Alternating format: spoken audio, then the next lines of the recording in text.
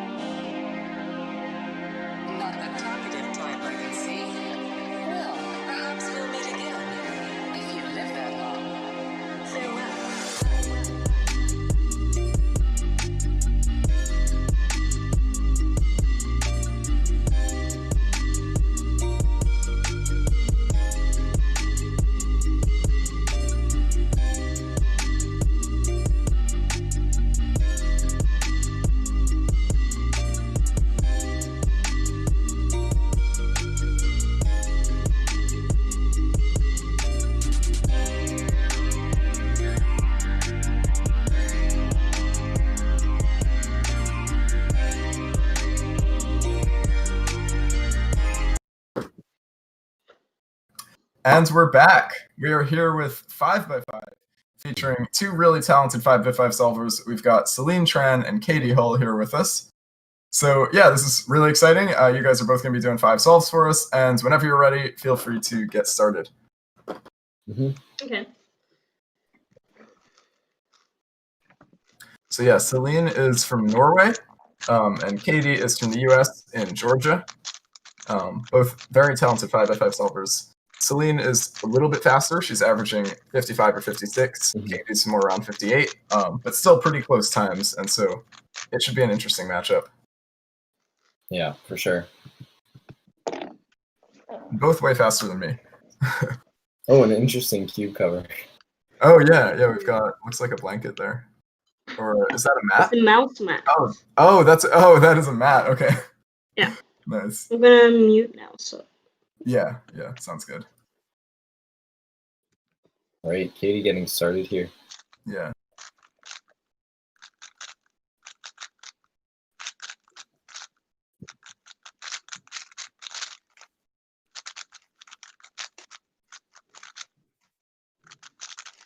Not super fast turning, but it looks like she's being pretty efficient.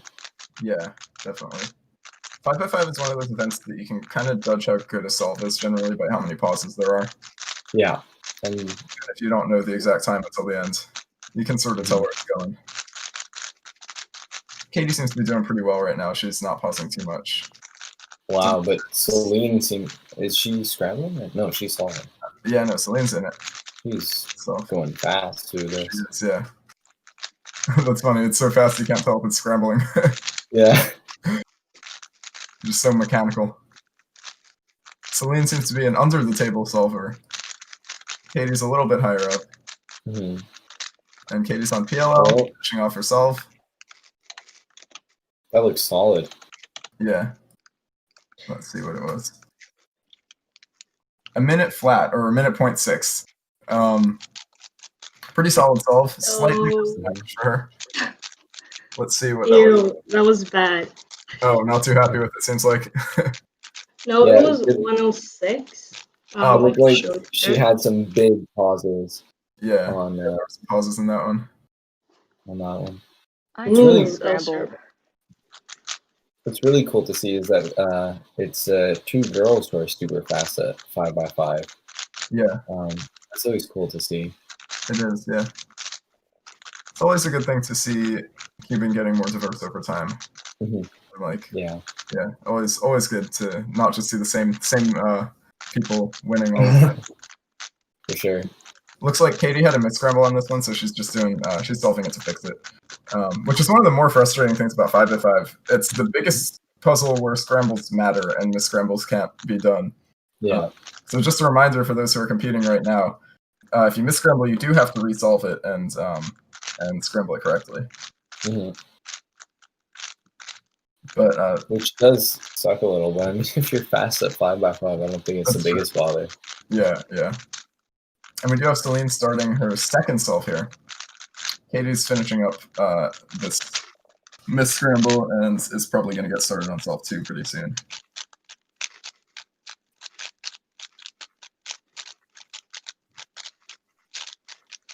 I think just the difference between these two, it looks like it's just that Celine turns a little faster. And Katie pauses maybe a little less so far. Yeah.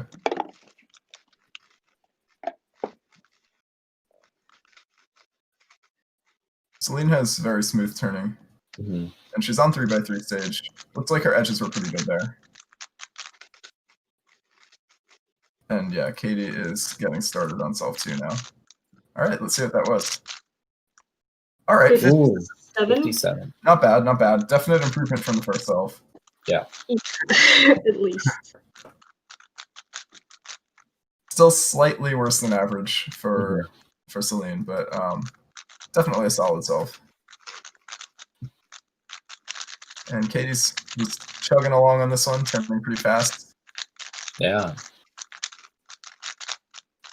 It is interesting to see. I feel like in past streams we've had Kieran on a lot for 5x5 and like for big cubes, and he does Yao, and like it sort of reminds us about like the whole Yao revolution going on. But then you have people like like Katie who are Redux and still really good. So it's just sort of a reminder that both methods are definitely capable. And Z-perm. Wow. Z-perm. Risky on 5, but it worked out for her. Yeah. And that was a, let's see, 107. All right, not too great of a solve for Katie. 3x3 stage was solid there, but I think before that there were some pauses going on. M sliced Z-perm on the 5x5. Always interesting to see. Yeah.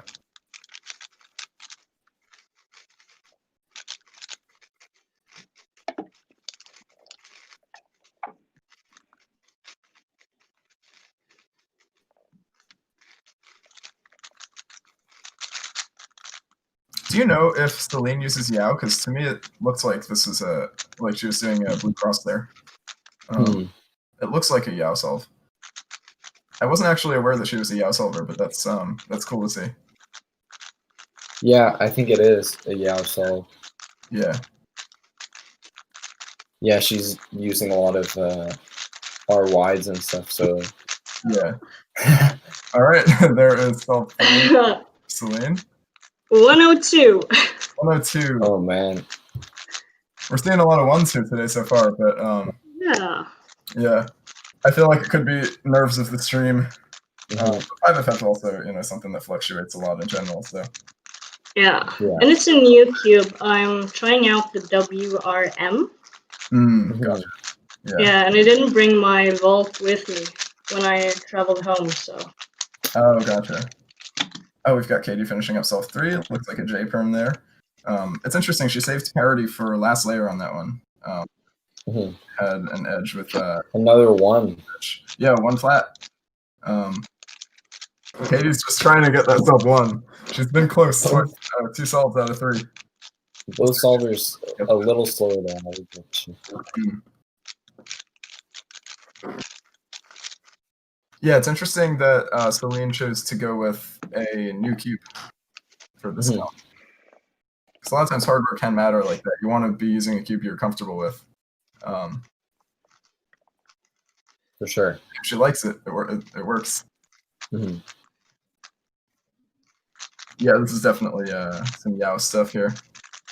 You can just tell by the turning. Yeah. It's like it's on red this time, so this is seems like Yao. Yeah, that's rare. You don't see that very often. and on 5x5 CN Yao. Wow. Yeah. Possibly one of the rarest techniques we've seen in cubing at home for 5x5. For sure. But good stuff. She's doing really well on this solve. Well, man, Celine on 3x3 stage, it looks like. Yeah. I actually started timing from the beginning, and it's going to be close. It's not quite sub 1, it looks like. Oh. 1:71. Okay. Not quite sub 1. Very close, though. It's like, it feels faster in my head, but... Yeah, that will happen. That'll happen on big cubes for sure. Let's see what that was for Katie. See here. Oh, another 1. Katie with 3 1s. Oh my god. If she gets the sub 1 on this one, she'll have a 1 minute .62 average. And if Celine gets her best solve on this one, it'll be a 1 minute .28 average. So they're actually very close here. There's potential for some ties here. I like how the difference between Katie getting sub 1s is just starting and stopping the timer faster. Yeah. At this point. Yeah, like, I mean, they're all within 0.8 of sub 1. Like, the solve itself is sub 1. Yeah, definitely. See, if this were a Bluetooth cube and it could just time yes. turning, yeah, she would have 3 sub 1s. It's pretty funny. We've got Celine doing white cross on this one. So far, I mean, I've noticed at least blue. I think it was red on the last one and white. Their best possible averages are actually extremely close. Very close, yeah. I'd like to see them both get sub ones on this one. So far, Celine's the only ones who have done it, but they both average sub one, so we'll see if they can overcome the stream nerves and new cubes and stuff, and potentially picking up the cube fast. Celine's on last layer here. 54, nice. There we go. Celine. Sub what she averages. She's around 55 or 56. So she's gonna go get her best possible average of. Yeah, a minute .28 for Celine. And Katie with a 59. Nice. I did it. So they both went to get their best possible averages, which is always cool to see.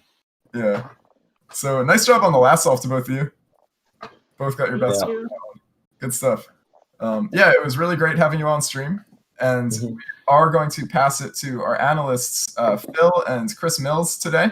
And they're going to talk with you a little bit about women in cubing. So that's fun. Yeah, thanks to both of you for being on stream. It's been a good time. Thank you for having me. Yeah. Thank you. Thanks.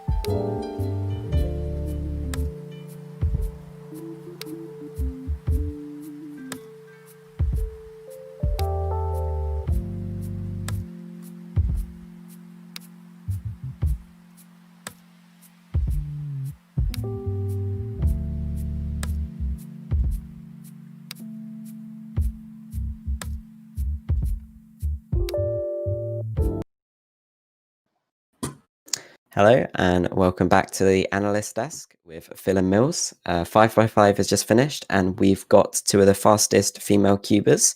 We have Celine Tran from Norway and Katie Hole from America. How are you guys doing? Pretty well. Good. Did 5x5 go well for you guys? Did you get what you were expecting? No. I did sort of expect it because it was very nerve-wracking last time and I was using a new cube, but it went all right. Yeah, it's pretty good. What about you, Katie?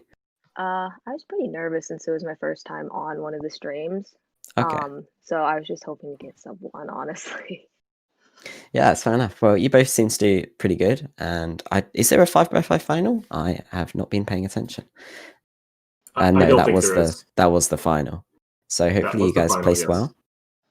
So what have you guys been up to recently with your whole lockdown, and have you been practicing any events because you've got more spare time? I've been doing 4x4. a good bit. Okay. Just trying to keep up with the competition. I'm not really doing Yeah. anything to actively learn stuff. I'm trying not to get slower in it like I am in some of the other events I'm not practicing. Okay. Yeah. What about you, Celine? I've been doing a lot of, I think, more 3x3 and Megaminx because Norway doesn't place good in Megaminx at all, so Yeah. I should probably improve there. Yeah. It's pretty interesting. So hopefully we'll be getting some in-person competition soon. Probably Norway sooner than America, most likely. But yeah, it will be good to see you guys competing around then. So Phil, you got anything to bring up? Yeah, so for the chat, Celine has 39 NRs, and Katie has nearly 400 WCA medals. So it's pretty safe to say both of these people compete a whole lot and do really well. And not only that, but across a lot of events. Both of you guys do a lot of events. How do you manage that, and what's your favorite event? With big cubes, I feel there's a lot of, I don't know what it's called, layover practice, that when I'm practicing 7x7, I sometimes see improvements in 5 and 6 as well. Mm-hmm. And recently I changed to Yao, and I feel that it helped me with 4x4 as well. But Cool. big cubes is very hard to like get into after you've taken a break. So Mm-hmm. yeah, I'm just trying not to take breaks, I guess. I personally kind of started out as more of an all-rounder, and over the past like year and a half or so, I've tried to focus in more on big cubes, so 4, 5, and 6 for me. And I found that more enjoyable, honestly, because of the amount of comps I go to. Cool. Yeah. So Celine, you mentioned that you made a switch to Yao on big cubes recently. What's that transition be like, and how long did it take you to get back down to your normal times after you switched? I played around with Yao, I think, a year before I changed, and it did take some time. I think it took me about just a couple of months, 4 or something, to drop down. For some reason, 5x5 was the hardest though. Yeah. And 7 was the easiest. Not sure why. Yeah, that's interesting. So Katie is also a delegate in America, and I'm not sure how many competitions delegated. Do you have any idea? Not off the top of my head. It's a bunch. It's a lot. So she's definitely helped delegate a lot of competitions around her area and help grow the scene. Yeah, that was actually a trivia question last week where we asked how many events did Josh Farron delegate, and nobody knew the answer to. It's a lot. It's a lot. Yeah, these delegates help the community so much they lose track of how much they're helping, which I think says a lot. But yeah, it looks like our schedule is currently indicating that we should wrap up. Thank you so much for competing in 5x5. Hopefully you're happy with your results and with your experience. And yeah, have a good rest of the day. Hopefully you can stick around and compete in some of the other events and enjoy the stream. Yeah. Thanks for having us. Guys. Thanks, guys. See ya. Bye.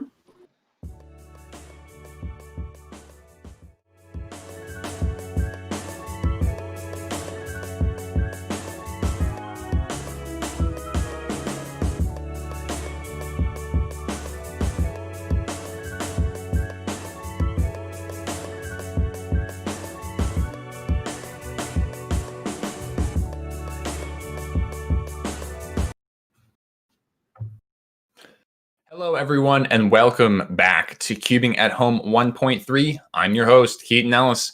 Just saw some very interesting 5x5 solves from Celine and Katie, and I hope you guys both enjoyed that discussion with them. We are going to be moving on to our next event, which is Skewb. On for Skewb right now, and make sure you guys are competing down in chat because Skewb is open. On for Skewb, we have George Scully, a UK-based solver who is also a Rubik's ambassador. So we're excited to have him on. And we're going to talk to him a little bit about that once he does his Skewb solves. George is one of the fastest Skewb solvers in the world. And so we hope that you also not only enjoy the discussion, but also enjoy his solves. Anyway, we've got Skewb coming up. Make sure you guys are doing your solves down in chat, and good luck to everyone. We'll be right back with George.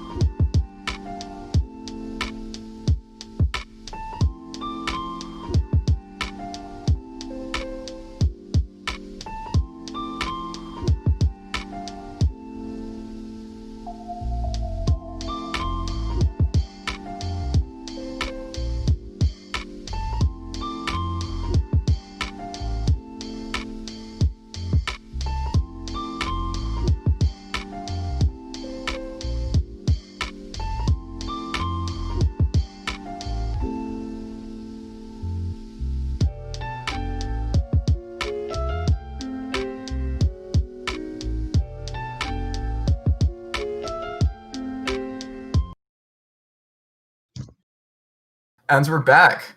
We are here for Skewb with the one and only George Scully. Hello, how are you? Good, how about you? Good. Yeah, not too bad, thanks. Pretty good. Cool. Glad to have you here. Thank you. Whenever Thanks you're for ready, having feel me. free to get started with yourselves. Good Okay, luck. cool. I'm going to just take my headphones off. Yeah, that's perfect. That's perfect. If that's right. Yep. Before I start. Good luck. All right, so George is currently ranked 14th in the world for Skewb. He's from the UK, and he's got a 249 average officially, and a 172 single, which reminds me of myself in Pyraminx. He's ranked 14th for average, which I am too, and his single is 134th, so a little bit high up there. I absolutely relate to that. But yeah, he's definitely a really good Skewb solver. He's averaging around 2.8 nowadays. We'll see what he's able to get today. Oh. Slight pause there, but he did that last Alex. Let's see what the time was. It's good though. It's not a +2. Okay, that's good. No +2 for it's pretty close, but not a +2, unfortunately. Let's see what the time was. Looking at the podium so far, it looks like George is going to have a solid chance at top 8. What is top 8 right now? Card's going to get a good time.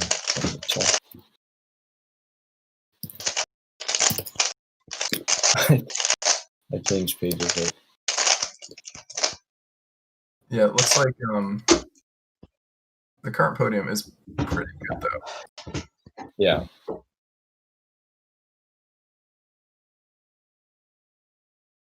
Yeah, current podium. Carter's got a 235 average. Top 8 right now is looking like 253. Of course, it depends on if they're able to get the videos in for those solves to verify them. But oh wow, George! Oh, now what you like to see. He had a U-perm early on in that one. Oh wow, that's not there. 327. That definitely could have been a sub 3, it looks like, but it's all right. Everybody has some solves like that sometimes. Yeah. Also, it's crazy. We had Zane Kanani with a 2 flat average. I did not know he did Skewb. That's pretty crazy. Yeah, let's see what George is able to get on self 3 here.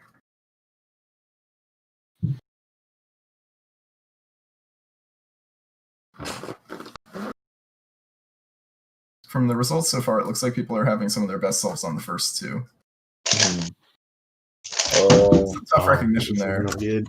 Looks like about 3 sledges by the end of it, but 427.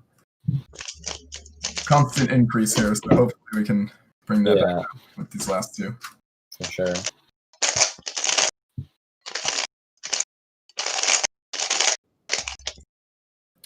It's just one of those events where it's so, like, if you have good execution, you have it for the whole solve, but, like, one mock-up can totally ruin the time. For sure, but it's like that with all the quick events, right? Yeah, definitely. I definitely feel that way about Pyramids. It's just I like, think you either have a good day or you don't. Skewb isn't quite yet there, like with one look. Not at the level of Pyra and 2x2, but it's getting close. Funny. He just said he one-looked that one, but some lockups there, so it didn't make the solve too great in the end. 557, yeah, constant increase here. His best possible right now is 331, so not too great. 2, 3, 4, 5. Hopefully this one's a 1 and not a 6. Yes. It does look like people got pretty good solves on this scramble too, this final one. So we'll see what George is able to get here.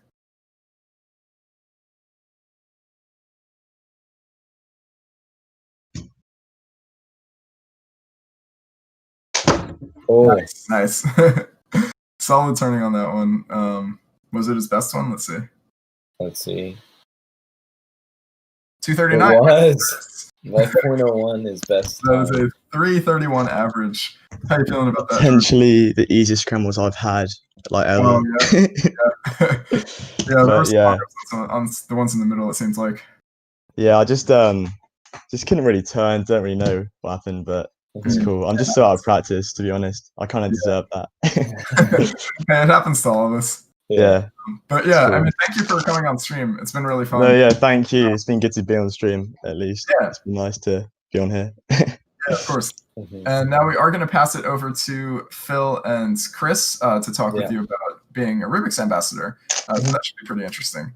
Okay, cool. Yeah. Thank you very much for joining us. No, thank you. Yeah, it's been all right. Yeah. Yeah. Thanks.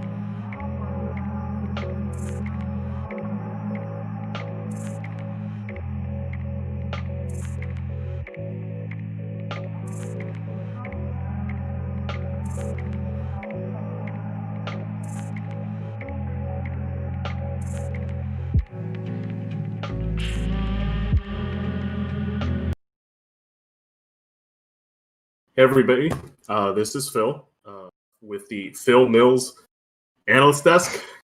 Did I say that correctly? I think All you right, did. so Yeah. we are joined by George Scully, who just finished Skewb. And we have some questions for this fine guy here. So as you guys know, George represents the Rubik's brand in many marketing campaigns and social media endeavors. What's that like? How does it feel? And what's it about? To be honest, it came up really as just a huge opportunity for me over the last probably about 2 years even. They noticed me. I had some media appearances before, actually was affiliated with them, and now since then they've just given me more opportunities from being kind of affiliated with them. It's just been a nice. It feels great because I'm obviously representing the original Rubik's Cube, and I think it's great as well. I'm representing them at a time in which they're starting to really support the cubing community, which I think is really good. It's good. It feels good to be signed with Rubik's at the moment, for sure. Cool. How did you first start working with them in the first place? Like, how did they find you? Yeah. And what was the first stuff you did with them? Yeah, it's been quite a few events. So obviously I had UK Championships 2018. And then I was approached to be on BBC Breakfast, which in the UK is quite a big like thing on TV. It's just like a thing in the morning, and BBC is obviously the main channel. So I did a 5-10 minute interview on there, and I just kind of got noticed from there. And following that, the following September, I actually had work experience with the Rubik's brand, which was obviously a great experience. And I got to kind of understand what it's like working with them, and I got to know all the employees there, which was really nice. So the CEO, Christoph, who's trying to do a lot for the brand. And then kind of they had this Rubik's pop-up in October, which was kind of this thing where they were trying to make this mosaic, and they were trying to break a world record, and it was great. They had loads of people come in. And since that, they said, we really liked the way you were talking to people about the cube, and we think that you should try and represent our brand. We're thinking about you becoming an ambassador. So I thought that was great, and then just kind of got the contract signed, and by the start of this year, I was an ambassador. Kind of the way it went about. Yeah, that's pretty cool. So, interesting question is, a lot of people in speed cubing have sponsorships, and the guys who represent GAN like GAN Engineering. As a Rubik's ambassador, what's your favorite thing about Rubik's as a brand and as a company? I think they're trying to appeal to a wider audience, because obviously speed cubing itself is very niche. People that want to solve cubes fast, that's all it's for. Whereas I think anyone can kind of pick up a Rubik's Cube, including speed cubers, but also people that don't really know what it is yet. And I think most people have learned on a Rubik's Cube as well. So I think it's just it's easy to get into from that cube, and it's also for children as well. That's why I think their cubes are a bit more tactile. So with the tiles and stuff, I think they're made to be like that, because there'll be younger children using them, and if they drop it, it's not going to smash apart, and they're not going to be 48 magnets falling out like it would with a board or something. So that's the main reason, really. How would you sort of compare a sponsorship with Rubik's to your previous sponsorship with Speedcube Shop? Don't want to be specific, but if I was going to just compare it to just a Speedcube sponsor in general, just 'cause there are loads out there. I would say I just have a much closer connection with all the people that work there. And obviously I've only ever had the experience of one, but I think I know everyone there quite well, and I think I've got more opportunities from it. And because they're the biggest brand, obviously, they give out. Sorry, they're the biggest. I don't know. That's where it started. They give out more opportunities for me in terms of media appearances and stuff like that, which I don't think I would necessarily get. So that makes sense. A lot of the people sponsored by Chinese companies sometimes point out that even if their benefits are comparable to other sponsorships, the media appearances are kind of difficult because the companies based in Asia doesn't really they don't see the same type of media as we do as Western cubers. So Yeah, Yeah, I definitely. understand that. Yeah. All I think right. I've been actually particularly lucky this year because I'm going off to uni in London, and I can actually just go on the tube from where I'll be in at uni to the Rubik's office. So that'll be That's great. cool. That's cool. Yeah. All right, we got one last camera. question for you. Okay. So over the years, I've watched many videos of your PLL time attacks, and Okay. you know, I mean, I hang around fast cubers all day, but your turning speed scares me. What's your secret, and how do you do it? What's going on there? Yeah. Okay. So I don't know. Obviously, people do ask me this a bit because I don't know. Like that's kind of one of the things I'm known for is turning fast, and I think it might maybe to do with prior hobbies I had. I used to do cardistry. I don't know if you know what that is. Some people may not, but it's essentially like like shuffling a deck of cards and making it look cool. I think that really helped my dexterity forthcoming to getting into cubing. So then I already kind of knew like how to turn it decently. I knew like that I should be trying to use as many fingers as possible to like to reduce micro regrips is what I like to call them. So for example, if I were to do like a T-perm, a lot of people would do like the first U prime, then they'd take their left index and bring it out of the way, then do the second U prime. Whereas what I like to do is do the first U prime, then the second U prime with my left middle, and then I do the next U with my like pushing with my left index. I think just things like that, just reducing those micro regrips, and I think that's quite important in bringing up your turning speed. So yeah, so that's one of the things. I wouldn't say it's a secret, but it's one of the things that's helped me. Okay, well, it's clearly working. Yeah.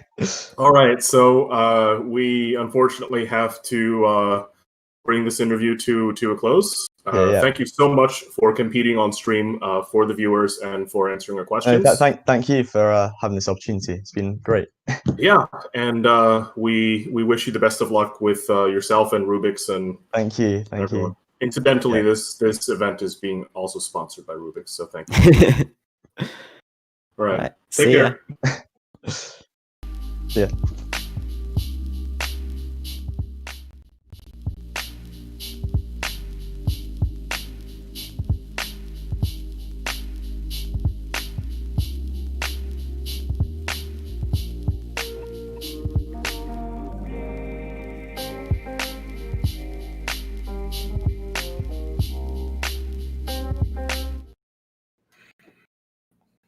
Hello, everyone, and welcome to Cubing at Home 1.3. I'm your host, Keaton Ellis.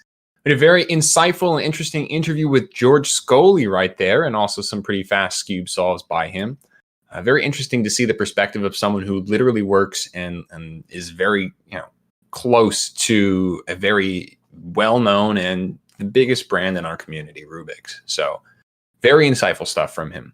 We're going to be moving on now to 3x3 round 2. If you guys made the top 425 people for round 1, you should be able to compete on the website. You can just click the compete tab and go over to 3x3 round 2 on there. Please make sure you get your times in on time. We've got an interesting person coming up, Asher McGarrick. Chris Olsen talked about his mom earlier being the director of Cubing at Home. The Speed Cubers. I'm sorry, guys. It's been a long day already. Asher himself is a very fast 3x3 solver, and we're excited to watch him solve for us for 3x3 round 2. So, without further ado, we're going to be moving over to Asher McGarrick and his 3x3 solves for 3x3 round 2.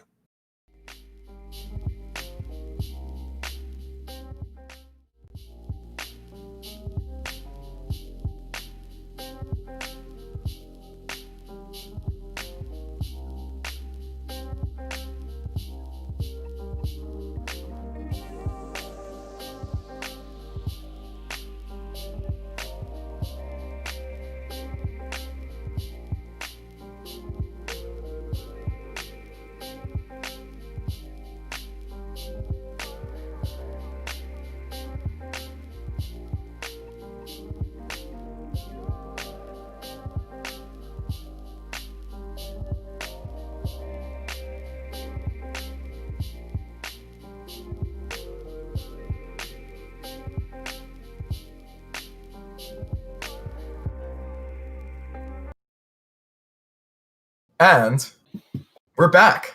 Mm-hmm. We're here with Asher Kim McGarrick for 3x3 round 2. I'm Daniel Goodman, and I'm joined by my co-hosts, Andreas Patalis. There we go. And yeah, Asher, whenever you're ready, feel free to get started with this average. Good luck. All right. So 3x3 round 2. This is the big one. Mm-hmm. Timon got a 611 average. And Leo got a 612. Leo got a 612. So top two are close right now. It's a tight match. Currently in third, we have Maddie with 672. So there's a bit of a gap there, but you know, I'm sure people still have to compete too. Mm-hmm. It'll be interesting though. We'll see how Asher does here. Right now, top 8 is looking like a mid 7, but Yeah. you know, it's still people are competing currently, so we'll see. Oh man. Very fast turning there. Yeah. 690. 690, all right. Sixes make finals. I will say that much. Mm-hmm. That is definitely something you want to see. I like how his mat is facing the camera. Yeah, that's funny. Giving us that good view. Yeah.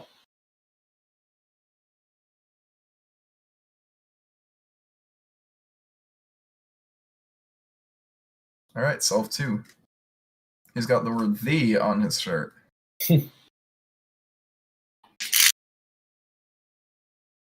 Oh man. Oh! PLL skip on that one.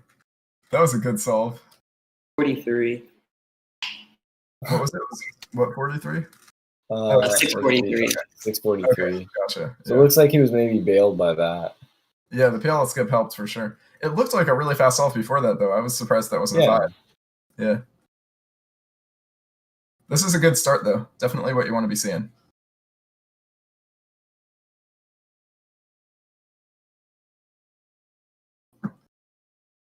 Lucas is in now. He's currently third with a 670 average. Mm-hmm. Whoa. Just flies through last layer. Yeah. 748. 748. All right. Not the greatest third solve, but definitely enough. Nothing like deal breaking there. That could still be counting and probably be fine. Yeah.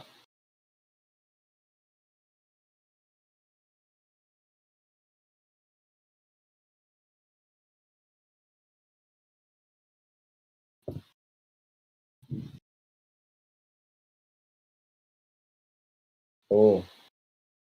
Looks like he's struggling a bit on this one. Yeah, not a great solve. It looks like that is going to be counting. That looks more like an 8, maybe. 897. 897, yeah. All right, let's see what he can get on solve 5. Best possible average right now is a 694. And I think that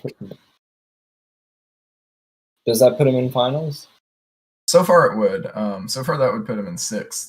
So it's cutting it close. You know, some people still need to submit their times, so we'll see.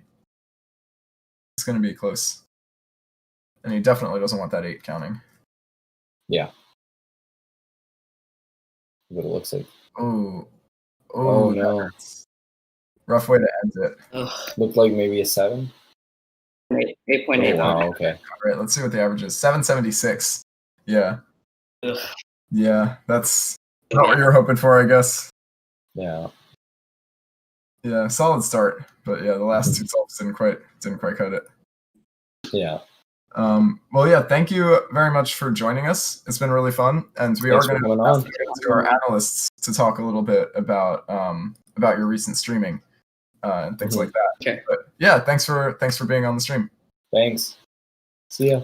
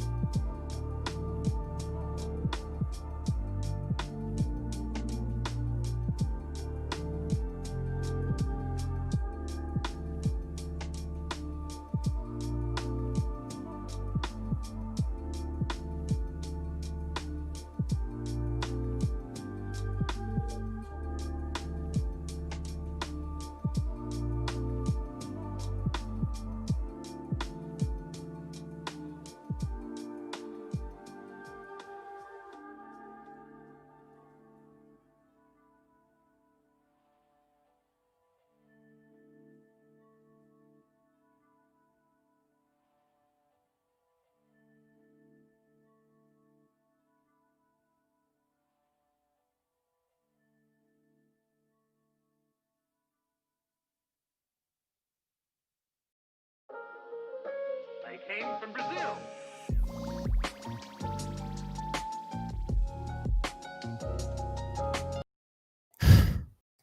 Right, so hello everybody. 3x3 second round is just about to finish, and we have Asher here, who has just done 3x3 on stream. How did that go? Pretty horribly. It was not what I was hoping for. So first solve was 6, like pretty bad turning. Then second solve was 6 with really shaky, but I got lucky with the PLL skip. And the third one was like a mid-7, so I was like, okay, this could be a semi-decent average. And the last two, I like messed up cross, so I got 2 8s. So it's like a 7. That's 7. unlucky. Pretty bad. So you have recently started streaming on Twitch with cubing. How's that been so far? Has it been good? It's been very good. It went better than I expected. Like first stream, I expected maybe like 10 people to join, and I got like a max view of like 70 people. Oh wow, so, that's impressive. Yeah. Cool. But other than that, I've been. Did we raid you at some point? Yeah, you did. Yeah, I had Possibly. like 10 viewers, and then I got like to 60 all of a sudden. Sweet. Yeah. And then I've just been streaming, cubing like 2 or 3 times a week, and it's going pretty good. Yeah, that's pretty cool. After streaming quite a bit, do you feel that it's helped with your nerves when competing at cubing at home? Yeah, sort of. So streaming is like when you're, well, for me, it's like it kind of prepares you for being on stream because they're both people watching you solve. Yeah. And both get pretty nervous. I get more nervous for cubing at home because it's like practicing doesn't really matter, whereas cubing at home, like you make finals and stuff. But definitely helps with nerves because you're more prepared than you would be if you didn't start streaming watching. Yeah. Cool. So you started streaming, and I know a lot of people, so I also stream, and I see a lot of people who always talk about wanting to stream. Do you have any advice for people who are just starting out? What would you tell them to encourage them to get out there and make content? I would just tell them Oh, he would just DC. All right. Yeah. It's all good.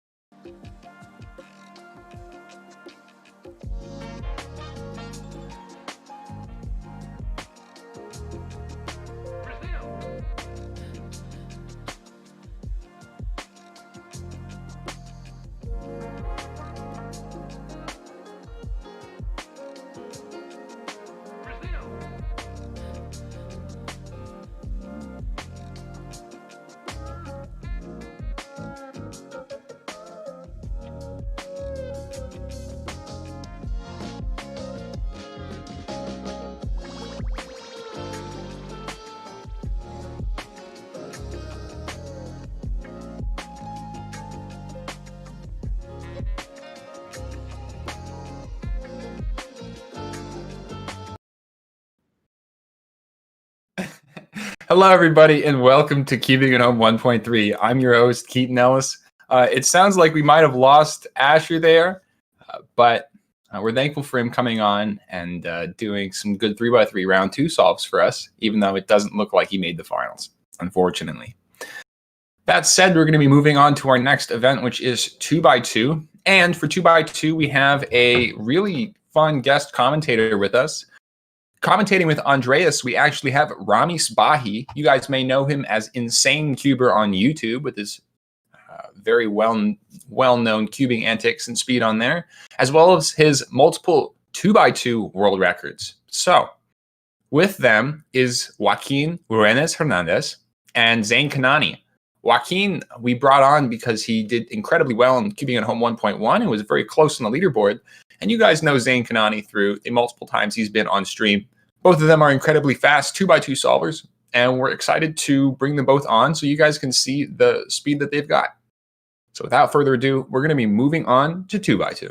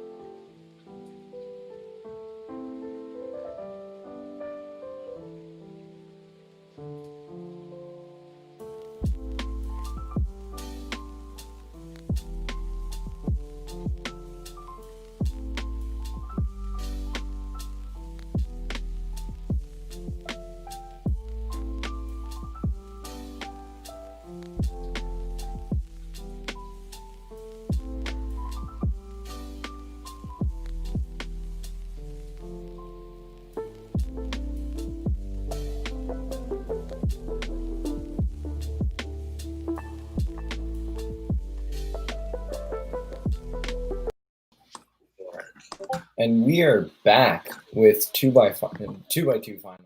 Here we have Joaquin Ruanez and Zain Kanani, and commentating with me, we have Rami Spahi. How's it going? Yeah, how's it going, both of you guys? Pretty nice. Awesome. Pretty good. How about you? I'm pretty good. I'm excited. This is going to be a fun matchup.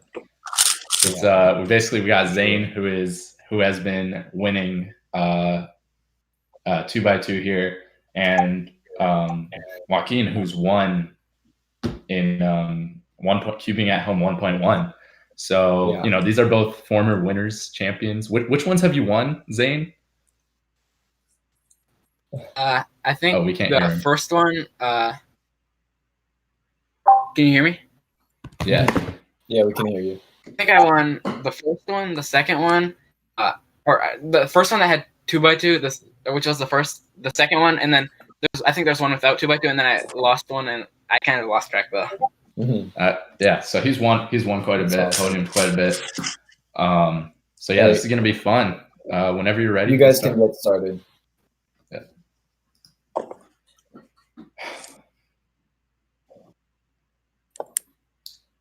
I'll mute you guys. All right, getting scrambled here. Only one round for 2x2.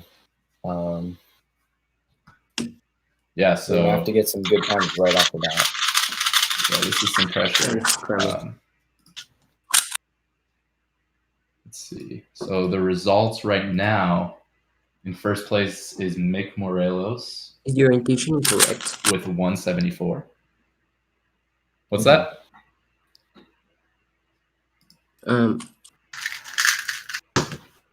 72. I'm getting the same scramble each time. Really? Same scramble each time? Really? Are you submitting? Yes. Zain with a 172 to start. Well, if Zain also has that issue, okay, well, let's let him know. R prime doesn't look like Zain has R2, that issue. U prime, R prime, U, F, U2, F2, R2. 122 for Zain. Nice. Very fast execution.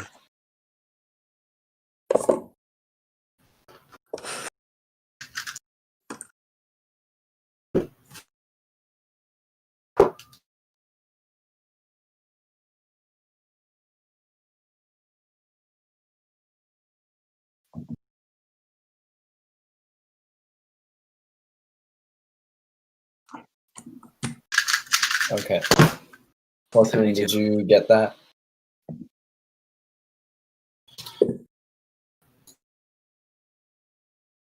Right. 172 again for Zain. Average so far is looking very good for him. 2.26. 126 for Joaquin. And do you see a new scramble now? 232.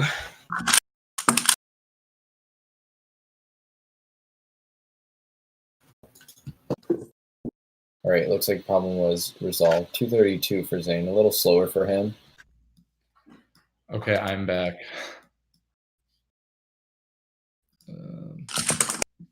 All right.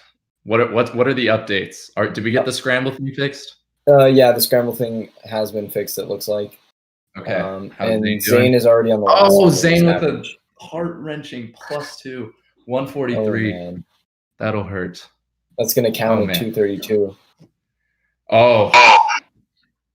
That hurts. Yeah, that could cost just about everything, because with 2x2, one mess up and 256 was that? Yeah. Looked like he struggled a lot with his AUF there. Oh man. Let's see, what are the results looking like here? So far it looks like Zain is going to be top 8, but it doesn't look like he's going to podium, sadly. Gotcha. Yeah. It's still only going to be 174 to win. What other times has Joaquin gotten? He got a 226 and a 236. Gotcha. Let's see what he gets here. Okay, I think that was a CLL on blue there. Not bad. Not bad. Yeah, both of them have counting twos, so it could be tough. Yeah, it's going to be tough for Joaquin to save this average. Yeah. All right. Is Zane done? Yeah, Zane is done. Gotcha.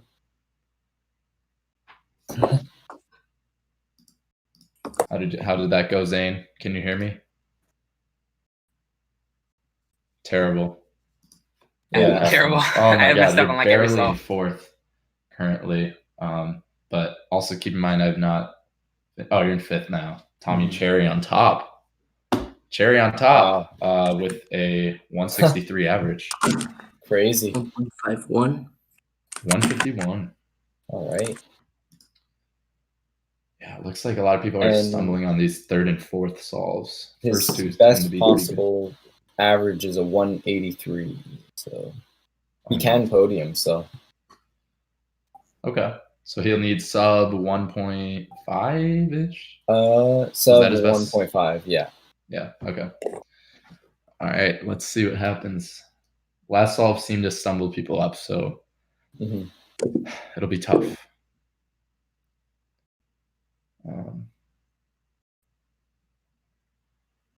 And that's for podium, you said, right?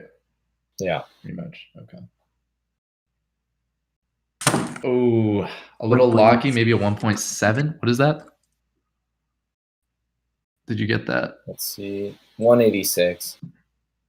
Oh, right. We have 186. So that's going to put his average at 195. Got it.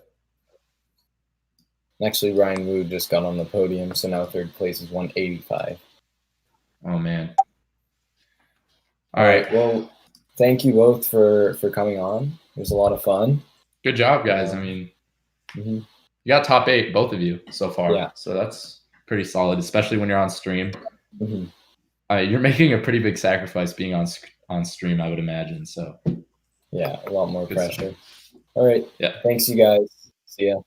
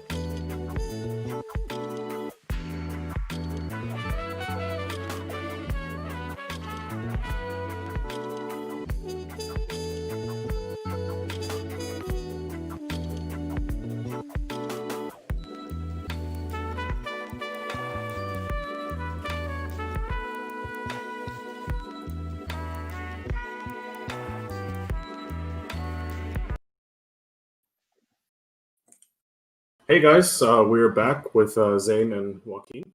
They just did 2x2. How did you guys do, and how was your experience? I see Zane smiling. I did not do good on any of the solves, right? My turning was like really shaky on basically all. So lucky. And Joaquin, how was your experience? I got some lockups and some solves, but they were actually pretty decent for being on stream. Yeah. Cool. Yeah, being on stream is definitely a big factor. We've talked to a lot of people throughout the day, and definitely when you're being seen by 400 plus people, sometimes more, it can really affect your nerves. But you guys have been around keeping at home for a while now, and Joaquin's getting closer and closer to the top of the leaderboard. How does that make you feel? It's good. I never thought I was going to be second in the leaderboard because of the level of the keeping at home comps, but it was actually great. Cool. Chris, did you have anything to ask these cool guys? Well, yeah, you've definitely done very well. You even did really well in Pyraminx at 1.2. How do you sort of balance your practice between two events? Well, those are actually my main events. Yeah. Pyra and 2x2, and that's what I normally practice apart from others, but I practice mainly those two. Okay, yeah. Zane, what does your sort of average day look like in terms of how much you practice and what sort of style of practice you do with all your events and 2x2 especially? I mean, during quarantine, I've definitely been queuing a lot more. I usually try to learn a good amount of algorithms for different events, sometimes 2x2, but also like ZBLLs on 3x3 and stuff. And I don't necessarily do tons of solves like grinding in a day, because I also just do like untimed solves to practice getting rid of bad habits. Yeah. Yeah, that's very smart. I definitely need to spend more time focusing on what I'm doing wrong in solves instead of just doing it again and again. Yes. Yeah, I have a habit of doing that, and now people on my Twitch stream joke around and say, don't learn, just solve. It's kind of like a parody of Max Park. But so a little 2x2 history. There was once a guy called Samir Mahmood that got that 2x2 world record average. It was set in the UK. First competition. So, yeah, his first competition. So surprises like this, I mean, obviously they've been happening less frequently, but do you think it's still possible? And do you think it's more likely in 2x2 or less likely? I'd say it's probably less likely in 2x2 because like being a 1.2 average at your first comp, even if you're good enough, it's going to be really hard because you're going to be like way more nervous at your first comp than if you have more experience competing. But then something like even like Skewb or it's longer, so even if you have some mistakes, you could still get like a good. Okay, yeah. Interesting. So the psychology, this is my first competition, I have nothing to lose, that doesn't exist in cubing, does it? Because in some sports it does. You know, I've seen people just go out on the field and be like, I'm invincible. You know, I don't have anything to lose. This is my first competition, so I'm going to play my heart out. If you're quite fast at your first competition, it's probably because you don't have many in your area. So this is your first opportunity to compete. And if you mess up at this one, people are going to be thinking, oh, if I mess up here, I'm not going to be able to compete for 7 more months. Except when you're Nick Nang, right? Nick Nang lived in New York, and the dude just chilled in his house for years. He's a world-class, like one of the best to solve Megaminx, just sat at home. But point taken. It's really interesting. And so we still have a few cubing at homes left. What are you guys looking forward to most? Mainly like win some prize from the leaderboard, but also some podiums by the cube. Cool. And how about you, Zane?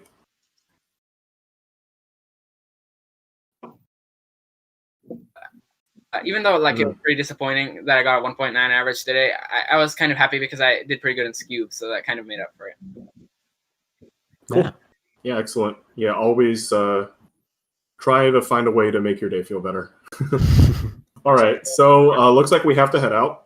Thank you guys so much for doing 2x2 on stream. It was really great to meet Zane for the 4th time, and Joaquin, who's new to the stream. Thank you so much. And good luck with the rest of the competition and also the rest of the series. We hope to see more from you guys. Yeah, thanks for coming on, guys.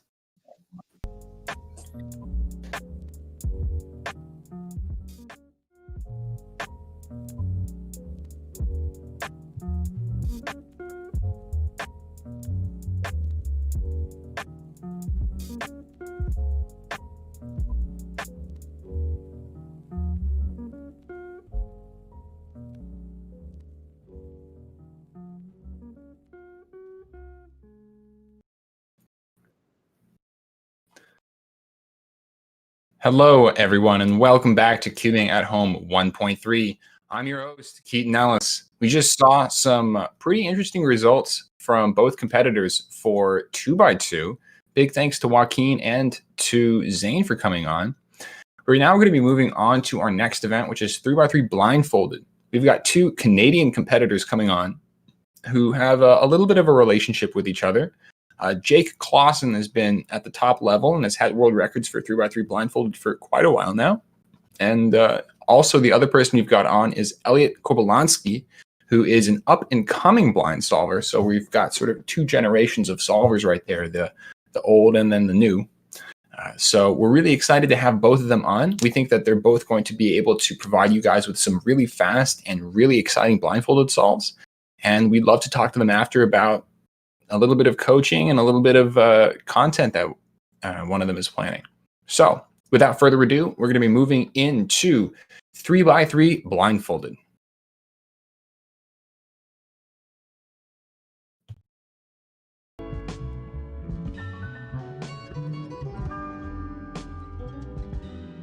Serve the greatest good for the greatest number of people for the longest time.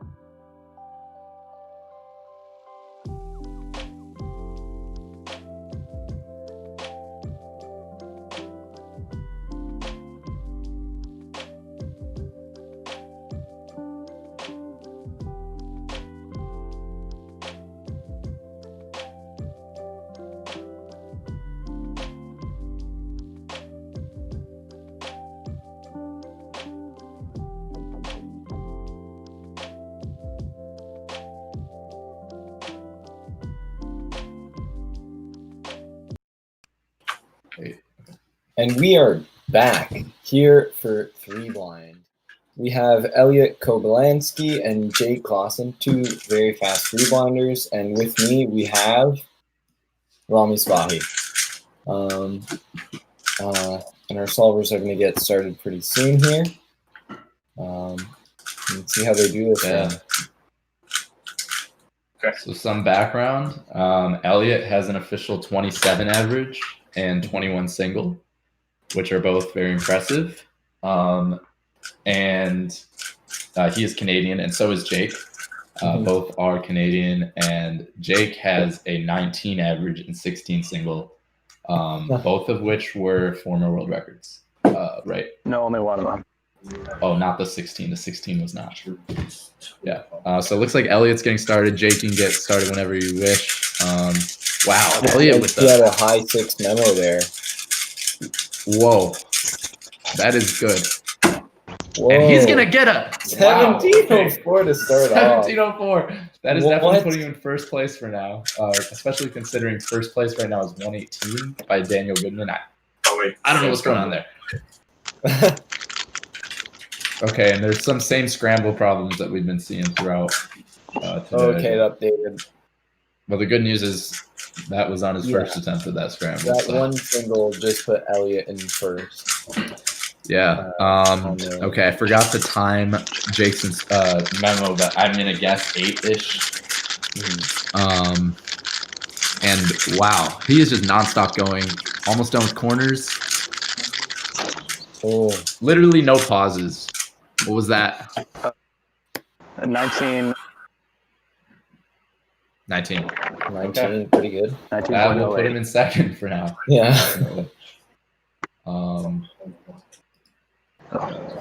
Okay. Wow. So I guess it is 7-second memo again.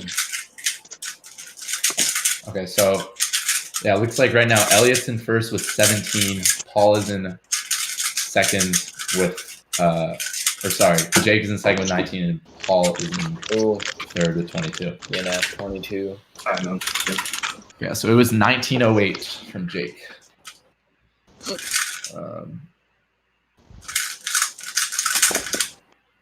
It looks like is Elliot struggling to? Oh, he DNF'd. Sorry, I was looking for results. Jake will. Doesn't turn quite as fast as Elliot, but no pauses. I don't know if that's better. That's close. I think it was better. That was 17.83. If anyone cares. Oh. Okay, the memo must have been excellent there. Very impressive. 0.14 from Elliot. And I think another DNF. Still pretty good. I mean, Elliot, I would imagine after getting 1704, I would imagine that his he just went all out, because I mean it's best of 3. So let's see if Jake can you hear us, Elliot? Yeah, yes I can. Okay, let me time this instead. Oh, jeez, I started 2 seconds late. Let's see Jake's last solve here. Yeah, looking like a 9 memo. Probably not going to beat. Almost certainly not going to beat Elliot's time. Ooh, that was a good execution though, I think. Yeah. 2065. All right. So it looks Still like great solve. Yeah. So it looks like we have Elliot in first with 1704 and Jake in second with 1783, and Philip Maxwell is currently in third with 1951. Wow. So we have the top 2 here, which is really cool to see. Yeah, that's awesome. Elliot, what was your strategy? Well, first of all, the 1704 itself, like. Yeah. So the scramble is really easy. I think it was 9. I'm not sure. I don't remember exactly what I did, but it was 9 ounce. Since we use different orientations and stuff, I think the columns were just easier in mine or something like that. Gotcha. There was also a twist, and the twist happened to be like one of the fastest twists out of all of them. Oh. So it was a good scramble for me. I don't know about other people. Cool. Nice. Jake, what did you think of that first scramble? Or the first solve? Because that was your best one. Oh wait, no, it wasn't. No, I think my second one was the best one, wasn't it? Yeah, so that was the second one. I don't know. It seemed kind of average. Like I haven't really done much cubing at all for the quarantine, so I was just kind of trying to get a nice, consistent 3 successes, and pretty happy with that. So Made it happen. Yeah, definitely the best mean that we're gonna see here. 1919. For sure. Very solid.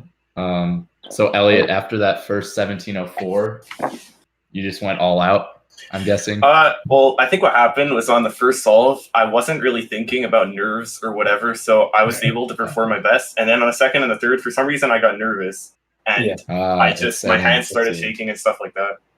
Even though I had the 17 to lay back, I don't know. It was just nerves for no reason. That affects turning. You did well. Thank you. All right. Good job, Elliot. These 2 are going to go over to interviews. It was great having you guys on. Good job to both of you. It was a lot of fun. See ya. See ya. Cheers.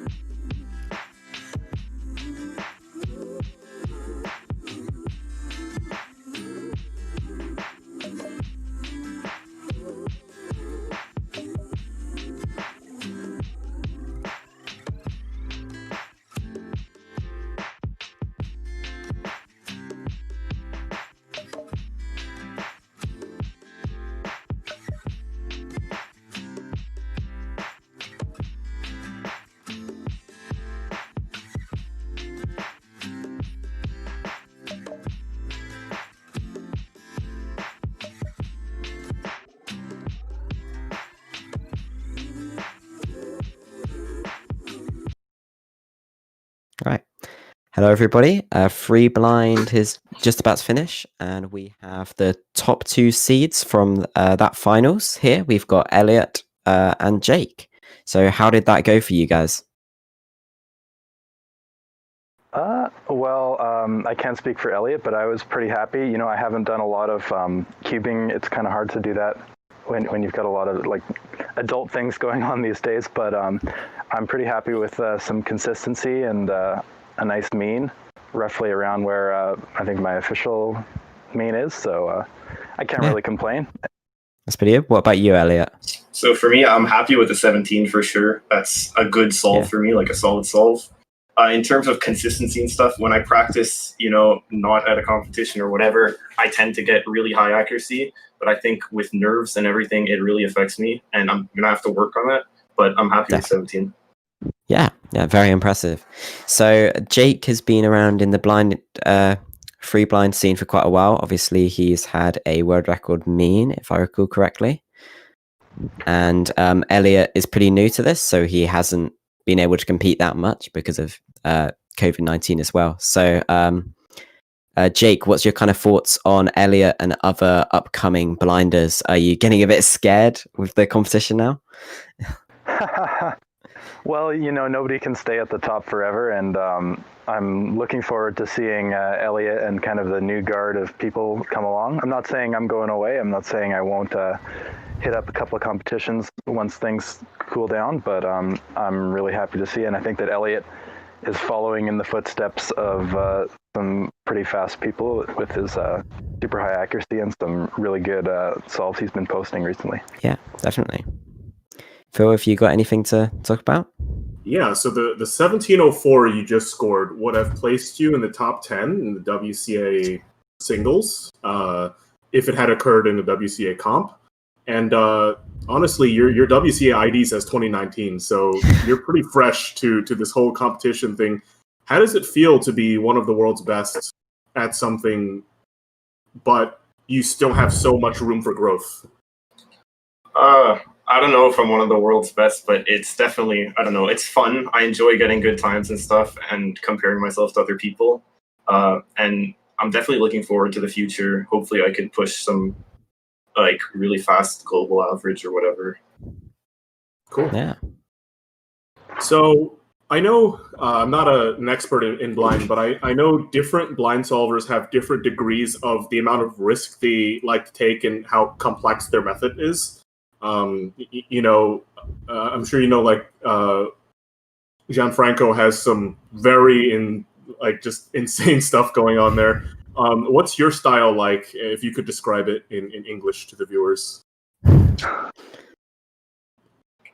Jake can go first if he wants. Oh, okay. Mine is honestly, I kind of got to the point, especially when I would say I was at my real peak, is where you just have to take every single risk imaginable, and you have to, you know, and it makes it more fun, because if you see something, I think the last cubing at home comp, I used like triple sexy in one solve, and you know, you might think that's crazy when you're first starting, but then once you get used to it and once you really understand it, you kind of have this mental picture in your eye, and it's not as much risky as it is just fun. It's cool, and then you think, instead of just saying, "Oh, that was fast," you think that was fun to do. It wasn't just some boring list of algorithms. That was fun, and so that's kind of what I try and do, just have fun. Follow-up question. This is probably the weirdest thing we're going to say on stream, but was that triple sexy successful? Like, did it work for you? Yeah, it was. I'm pretty sure I've done that officially a few times too. I can't quite remember when, but it seems familiar. Awesome. Okay. And yourself, Elliot? So I don't take, well, I wouldn't call them risks, but some of the super advanced stuff like triple sexy or 2E2E, which is stuff like this, where you're swapping two sets of edges, I can't really see those yet. I'm going towards it, but using stuff like floating buffers and floating buffers for edges and corners, and doing stuff like swapping different edges based on what corner target you have, that's stuff I do, and I enjoy just every single scramble seeing, okay, what kind of cool stuff am I going to do here? That's really cool. Yeah, that's world-class and creative. That's pretty exciting stuff. All right, so unfortunately, we have to conclude this interview. We have to move on to the next event, but we're really happy to be interviewing the top two guys for Blind. You guys got 17s. Really impressed the Twitch chat, by the way. Everyone was typing like, these guys are insane, you know, but yeah, really excited about your success. So yeah, thank you so much. Hopefully we can see you guys again, especially Jake, because believe it or not, he's not the Discord icon. Thanks for coming on, guys. Right. Thank you. All right, thanks, Phil. Thanks, Chris. See ya. See you later. Bye. Bye.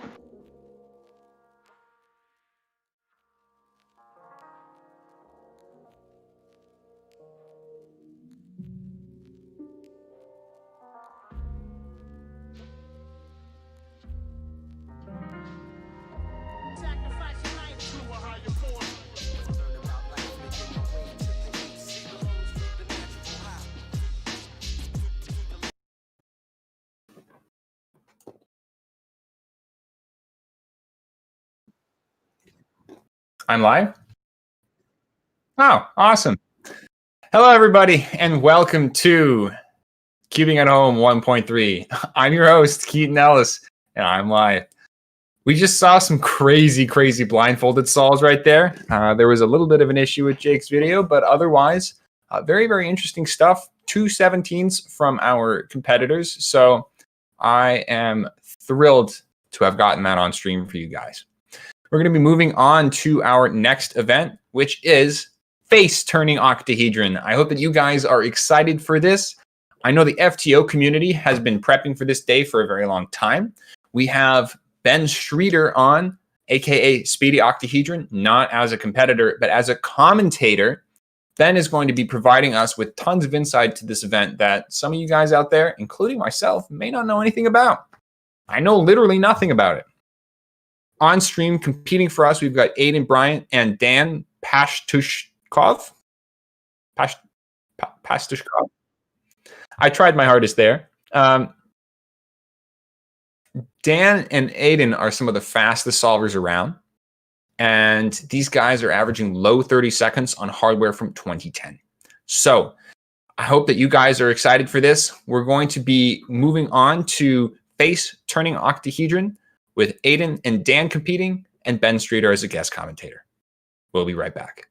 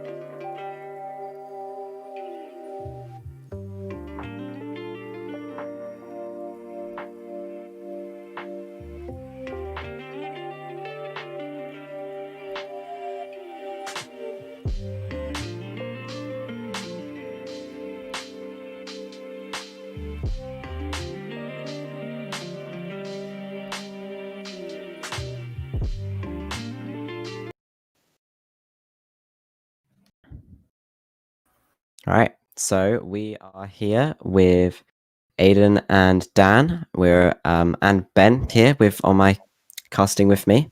So we're about to do a face-turning octahedron. So this is the only round. We see both Aiden and Dan supporting the movement for getting FTO added to the WCA. So yeah, this should be fun. All right, so we'll see about these competitors getting started with their averages here. This will be very exciting. Both these guys are some of the fastest around when it comes to face-turning octahedron. Yeah, so my experience with the puzzle, I kind of popularized it, I guess, somehow. It's been quite fun, and these guys have far surpassed my skill, and so it'll be very exciting to see what results they can pull out today. So we're looking forward to this. Yeah, it's going to be good. So Ben, my co-caster here, he's already competed, and he got a very impressive 33 average. So it's going to be interesting to see if Aiden and Dan can beat that right now. Yeah, I'm sure they'll definitely give me a run for my money. Yeah. Right, so we're just waiting for them to scramble up for first solve.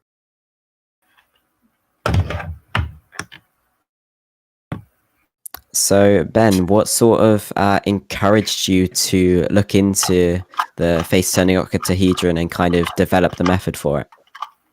Yeah, so I've had a lot of interest in not just WCA puzzles, but twisty puzzles in general for most of my years.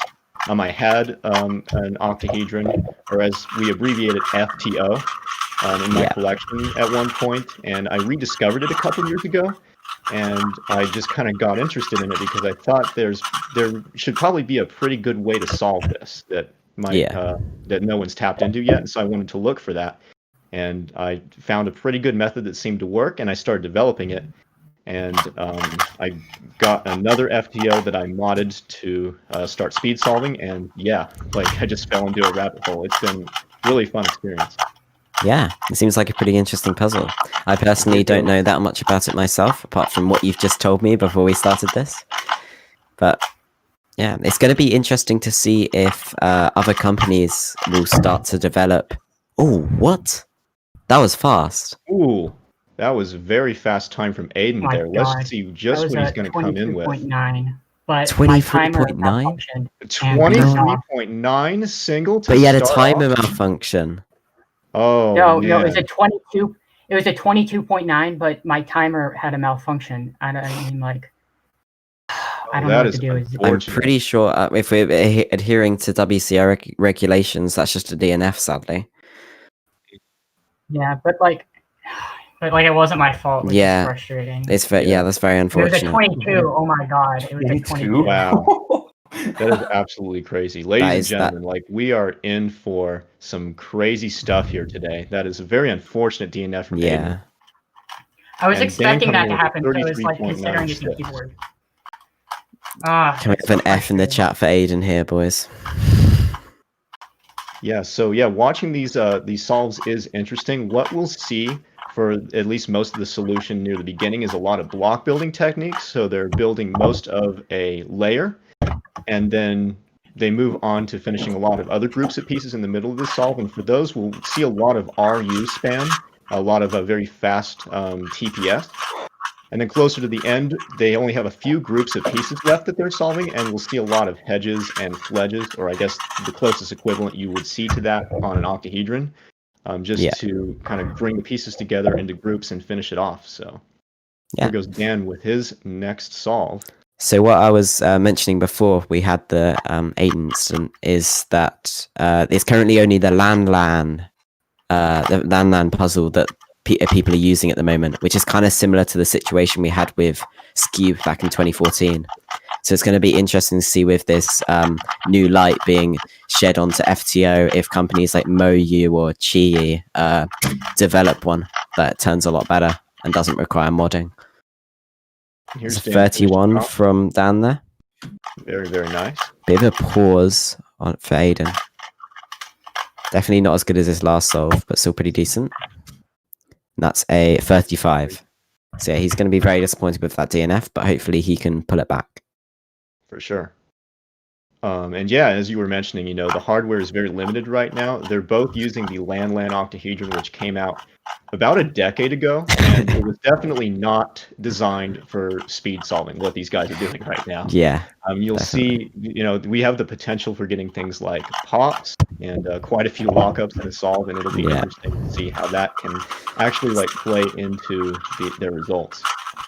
It's a bit of a throwback back to old hardware. That's the kids of these days deal with what some other cubers had to deal with back in the day for just simple events like 3x3 and 4x4. Oh yes. So when you mod a LAN, is it just like a Florian mod where you just round off the edges a bit? Yes, most of the pieces have really sharp edges on them, and by rounding it off, it helps them slide past each other a little bit easier. 29 from Dan there. And there we go. We now have a sub 30 from Dan at 29.67. Fantastic stuff. Our first real sub 30 here. Still, unfortunate DNF from Aiden earlier. Man. Let's just see what Aiden finishes off here with. So, yeah, a bit of a pause there. Like, it's probably around a mid 30, 34. Yeah, a bit of a sigh from him there. Hopefully he can get a couple of sub 30s after this for the last two solves. Yeah, and the hardware as well, like especially in a high pressure situation like this, your nerves can really impact your turning very significantly. Yeah, definitely. Have limited hardware, and you could even see yourself popping a lot when, you know, practicing at home alone. You have a little bit more control, and you can control those pops a little better. So yeah, because due to as we were talking about, you have to Florian mod it if you want to have it to corner cut even the slightest bit.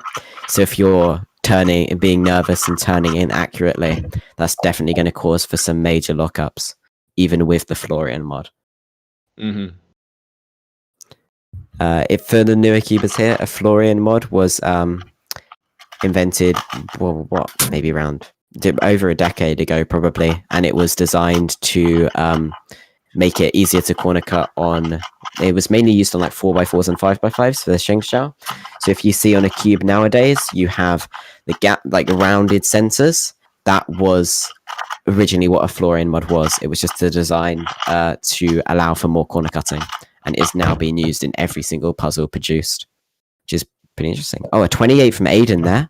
Wow, there it is. I'm pretty sure that's the fastest solve of the round so far. Just beat your 28.3 that you got. So very impressive. And turn out to be quite interesting now with Aiden 33 coming from 30 as well as Dan. So Dan has a possibility for a 31.67 average if he gets his best solve now, which would be faster than yours. I'm pretty sure he might be beating you anyway, even with his worst possible average. Oh, but yeah, only slightly. I totally come in here with the expectation that these guys are probably going to surpass me, but you know, it's still great fun to compete, and it's just so cool that we're getting to do this for Cubing. Yeah. So Aiden is going to need to get his best solve, and I think he's going to have to hope Dan gets his worst if he wants a chance of winning. But Dan, they're over 28, so that locks it in for Dan. There's no way Aiden can beat him now. Absolutely incredible. Very impressive. 30 coming in from Dan. Very, very nice stuff. And let's see. Aiden's just going to try and get a second place here now.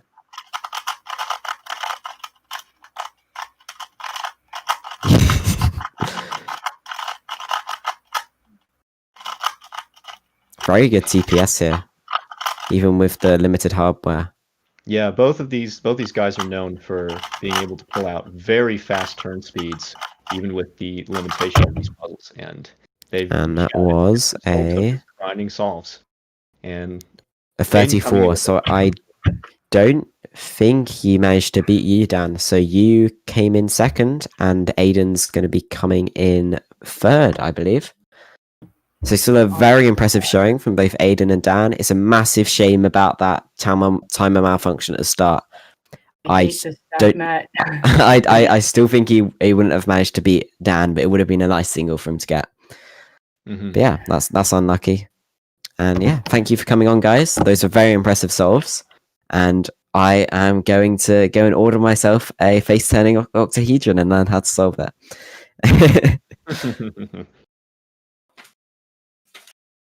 Right.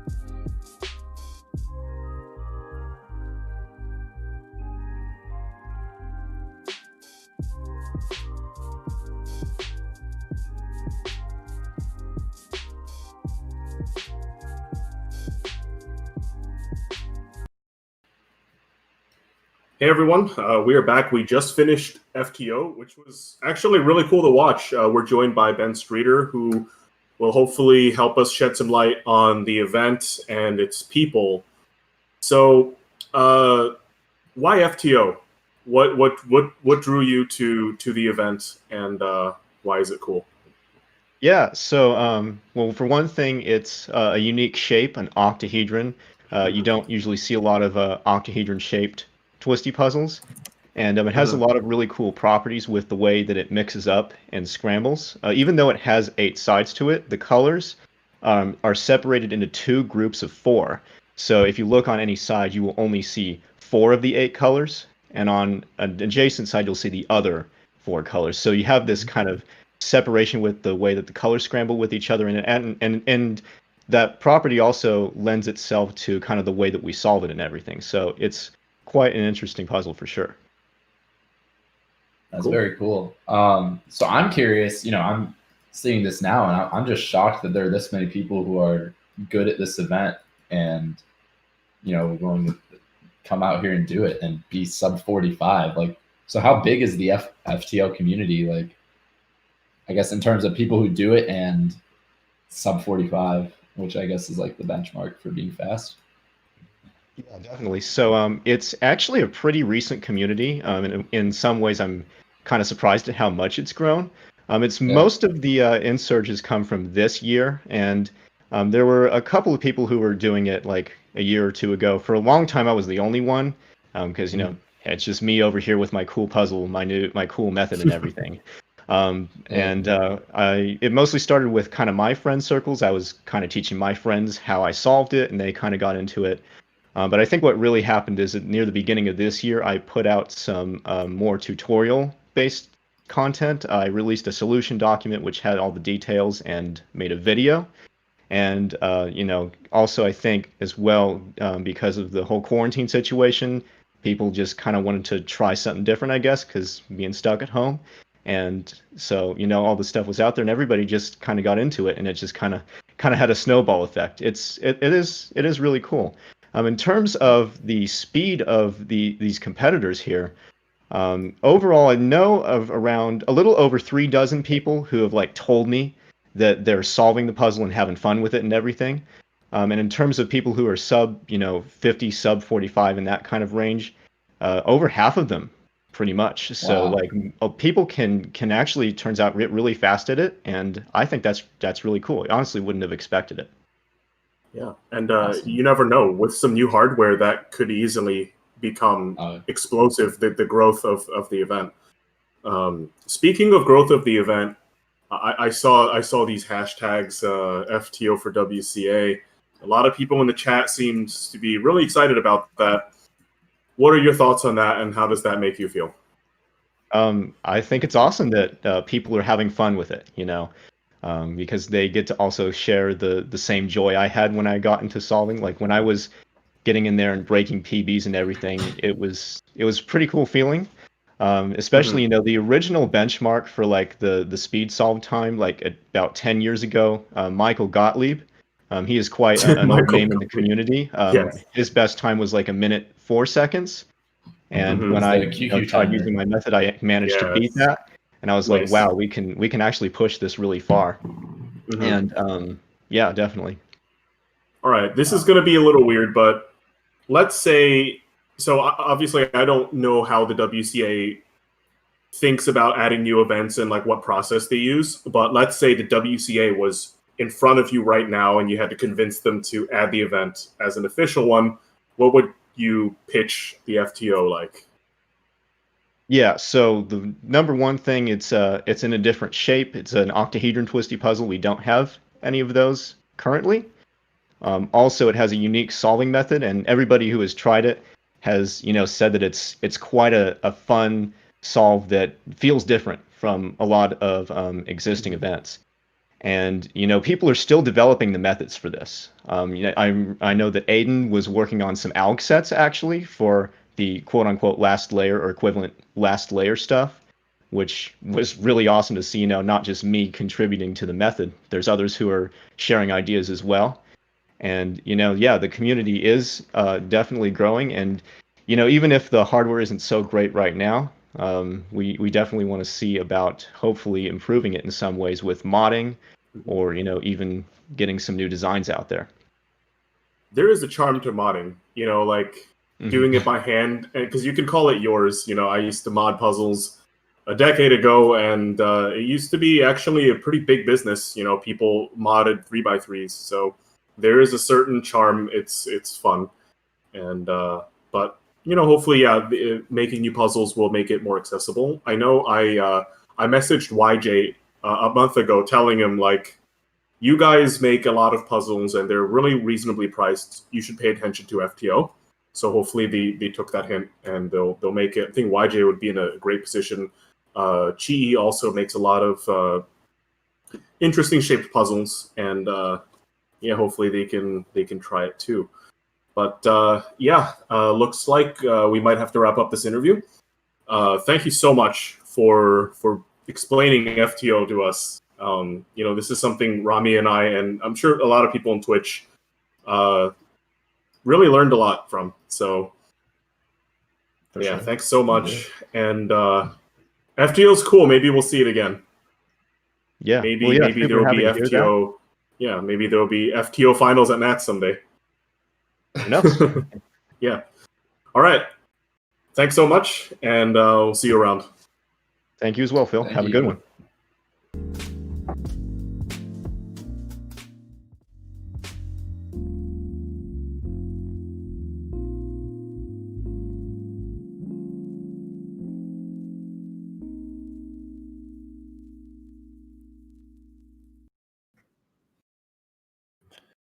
Hello, everyone, and welcome back to Cubing at Home 1.3. I'm your host, Keaton Ellis. We just witnessed the first time a major competition, online or in person, has held face-turning octahedron. We're now going to be turning to another event that was new probably about 12 years ago, but nowadays has been refined and has some of the world's fastest solvers going at the top level. I'm talking, of course, about 7x7, which is our next and last event before we get into 3x3 finals. So buckle up, everyone. 7x7 is open. Make sure that you guys are spending this time doing your solves, because we do know that takes a little while. But we've got Kevin Hayes and Benjamin Way here, two of the world's fastest 7x7 solvers, going to be doing 3 solves each for you guys. So without further ado, we're going to be moving on to 7x7.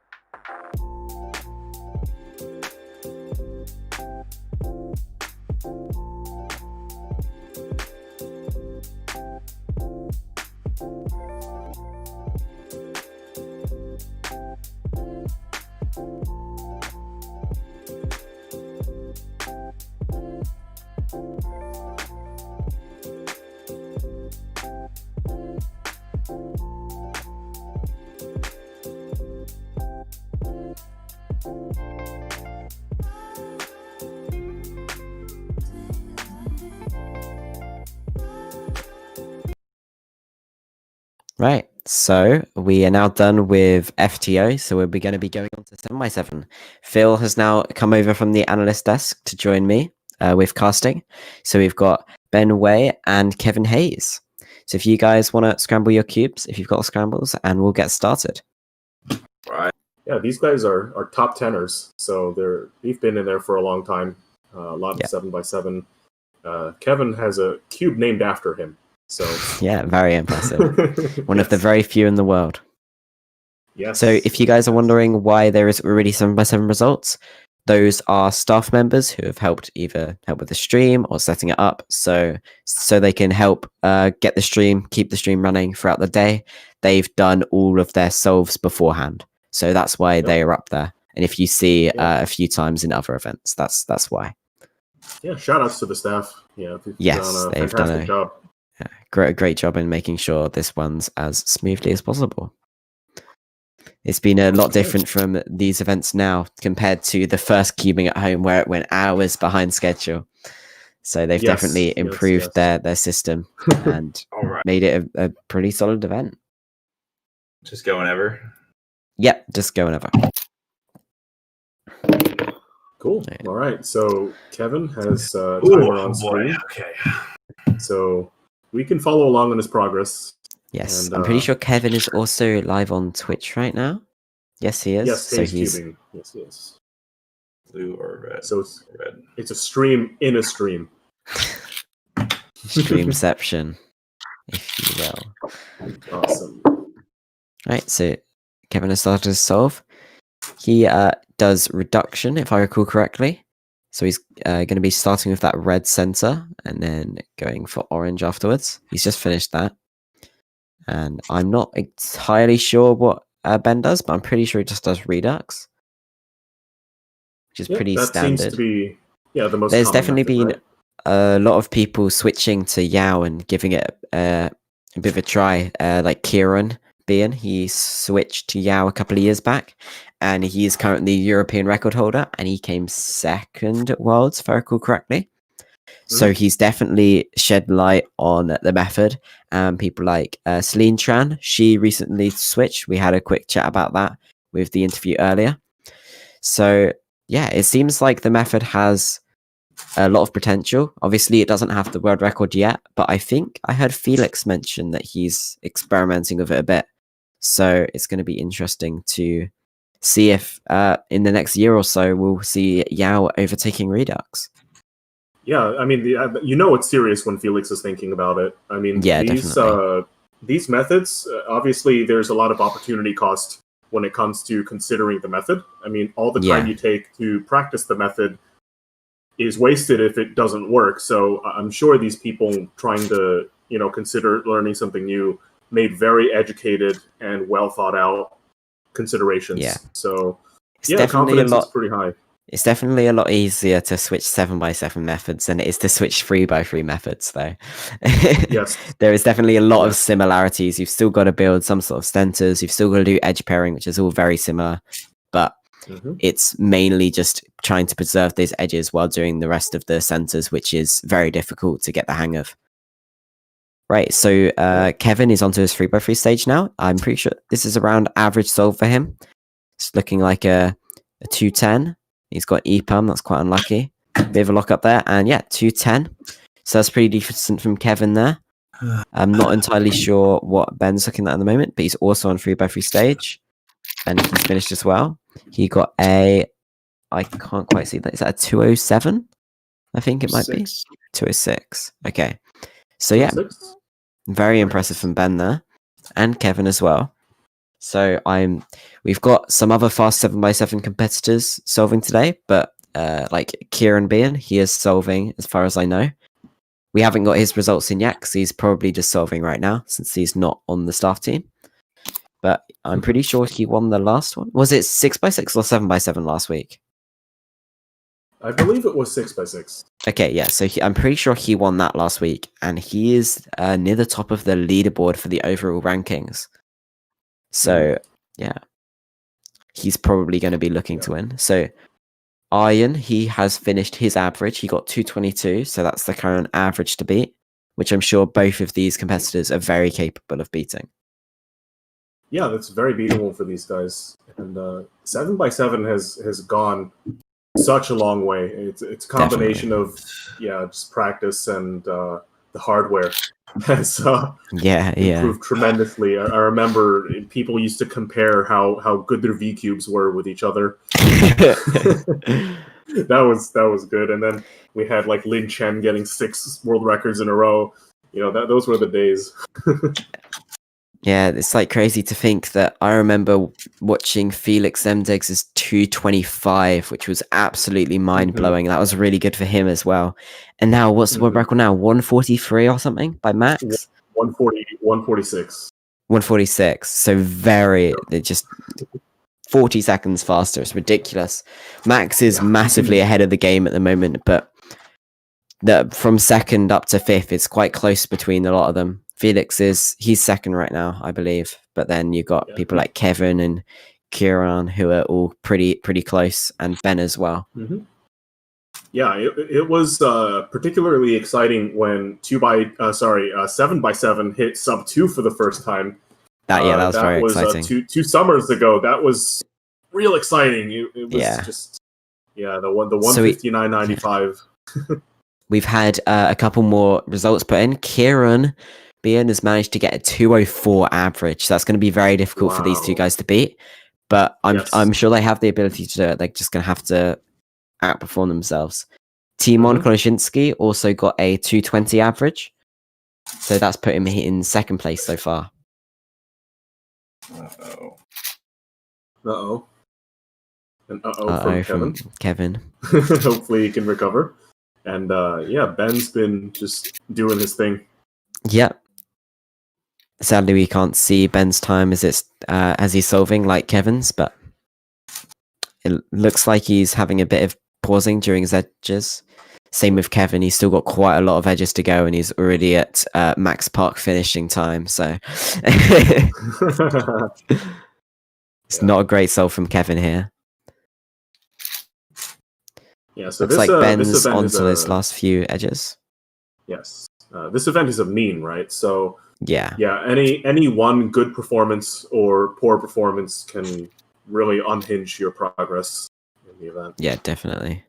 There has been talk recently about that because 7x7 for fast people is as fast as 5x5 for lesser experienced cubers.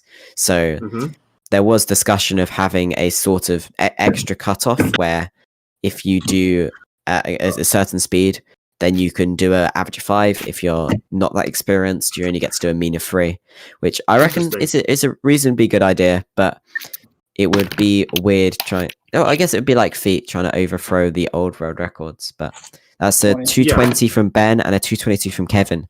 So not great times for both of them then. They definitely did better on the first solve. So unless they pull out a world record time, I don't think they're going to be able to beat Kieran, but hopefully they can still wow us with some good solves. Yep. And that the conversation about those extra solves to get an average, that would have never happened when the event first came out. So I'm glad we're having the conversation now. It's always really refreshing to hear people contemplating ways to think about events after a while, because usually, what happens is the event's out and then no changes whatsoever, occurs. But people were like 7 minutes 7x7 when they first came out. So it's good to think about it. Yeah, I'm always really impressed by how fast some of these guys can turn the 7x7. Yes. It requires so much precision. I'm not an experienced big cube solver, but when I try, I trip over myself all the time. I feel so uncoordinated. And I do not feel like I'm speed solving when I'm doing 6x6 and 7x7. Yeah, for sure. I haven't really put the time into it, but obviously these guys have, and they've blown barriers. Kevin, especially, he's definitely been a driving force in speeding up 7x7 over the years. He's definitely got a lot of achievements under his belt with the event. Yeah, now we're at the point where some people can show up to 6x6 with a 7x7 and podium. Yeah, like we joke around about Max Park all the time, how his 7x7 results can podium in 6x6. I think it was something like his 7x7 average in 7 finals would have got him into 6x6 finals at Worlds or something ridiculous like that. Oh, Max Park. Yeah. Yeah, it's very impressive. Yeah, it just shows that the world is truly an impressive place. Full of impressive people. Yeah. Impressive people. All right, so it's been around a minute, and Kevin's still working on those edges.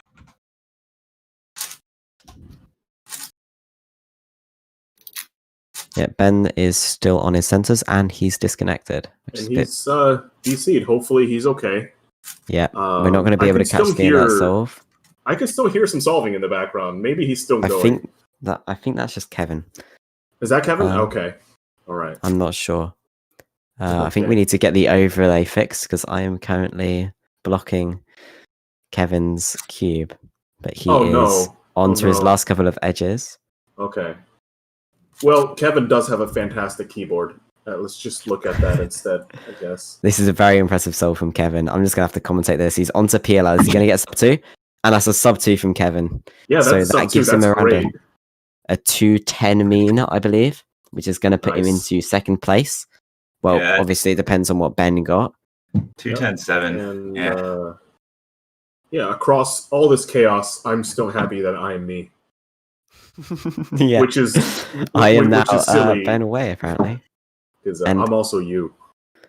Oh, I think you could actually see Kevin's cube. Yes. Okay, here we go. It's now fixed, although we have finished now. Yeah, so Kevin has taken second place. I'm not sure what Ben got at the end of that. Because he did disconnect. His internet might have cut out, so he might not be able to submit his times. Because they haven't been in the results yet. Yeah, but hopefully he's okay. Very impressive performance by Kevin here. 210.7 average. Not quite beating out Kieran, but it's put him in second place, which is still pretty impressive. Yep. One of the 2 sub 2 singles of this competition. Yeah. Yeah, that was a great solve. All right. All right, so I think that's us done with 7x7. Thank you to Kevin for coming to show his incredible turning. and Ben, he was here for and Ben as well. He was here. Yep. 90% of the time. Sadly, so he disconnected. But I believe the next thing is Rami, who will go over some 3x3 solves from the finalists. I believe the team did some reconstructions, so he can show you some of the more impressive 3x3 things that people did. And I think this is the first time Rami's presenting this stuff.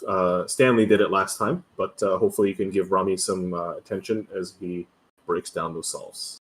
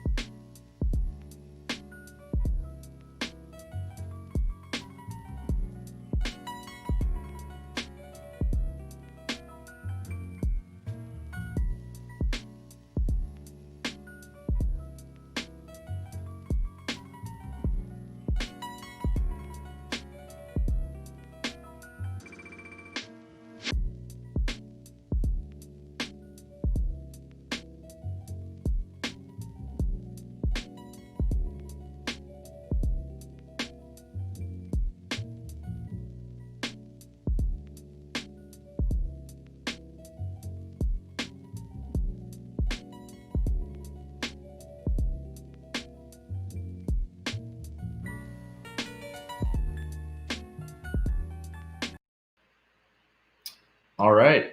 Hey, guys. I am coming to you with some analysis, not of those excellent 7x7 solves, but rather of some of the best solves that we had in 3x3 round 2. So this will be exciting. So the first one we're going to look at, Timon Kolashinsky, this is part of his winning average for round 2. His best solve of it actually solve 1, which was a 5.62. So on this one, he did white cross. He is color neutral, of course. But white is pretty good on this one. He noticed that 2 of these cross edges had corners attached to them. And being Timon, who is great at X crosses, whether or not they be pseudo slots or whether or not pseudo slots are part of it, he was determined to figure out a way to make this a double X cross, and he did. So he basically made it his goal to preserve both of these corners, which are attached to these edges. So he just basically put this red one in place, but before moving down this green edge, he took this blue one and moved it right there. So that way he could put down that blue one. And then in the process of putting down this white-green edge, he got this blue-red edge in place so that his blue-red part of the X cross would be solved. So that pair would be solved if the cross were aligned. But before doing that, remember he preserved this corner, the green-orange. So what he went ahead and did, let's put that in right there. And then there you go. He got a double X cross. Pretty nice. From there, pretty standard. He just saw this pair. I would be shocked if he saw that in inspection, but also it's Timon, so you never know. Put that pair in very standard, and then this pair also very standard. Just pair them up with the remover. Boom, boom, boom, boom, boom, boom. And then what he had here was, in my opinion, a nice OLCP, just anti-soon and then F sexy F prime. Or there actually might be an AUF between, but he went ahead and just did OLL. So it's likely that he started to kind of see his OLL during that last pair, maybe. So he just kind of wanted to go into it, or he just doesn't really do that OLCP because sometimes it's just not worth it to do OLCP if it doesn't give you a EPLL skip. So he just did standard OLL and standard PLL, just a V perm. Let's watch that play out. He did a U prime U there, which can happen when you're recognizing. And he actually did the woke V perm, which is always beautiful to see. That's been circling around for a while. All right, now let's check out Lucas Etter's second solve, his best solve of his very consistent 670 average. This was a 641. Lucas is a white-only solver 99% of the time, I believe. So, so what he did is a very standard cross here. Pretty much just put in, he had this edge here, which is with its opposite center. So he did the red and orange ones with their opposite centers and then put the blue one in. Just a standard cross. But I am guessing he saw that first pair in inspection, this blue-red one, because it, I believe, did not move much from where he started. Nevertheless,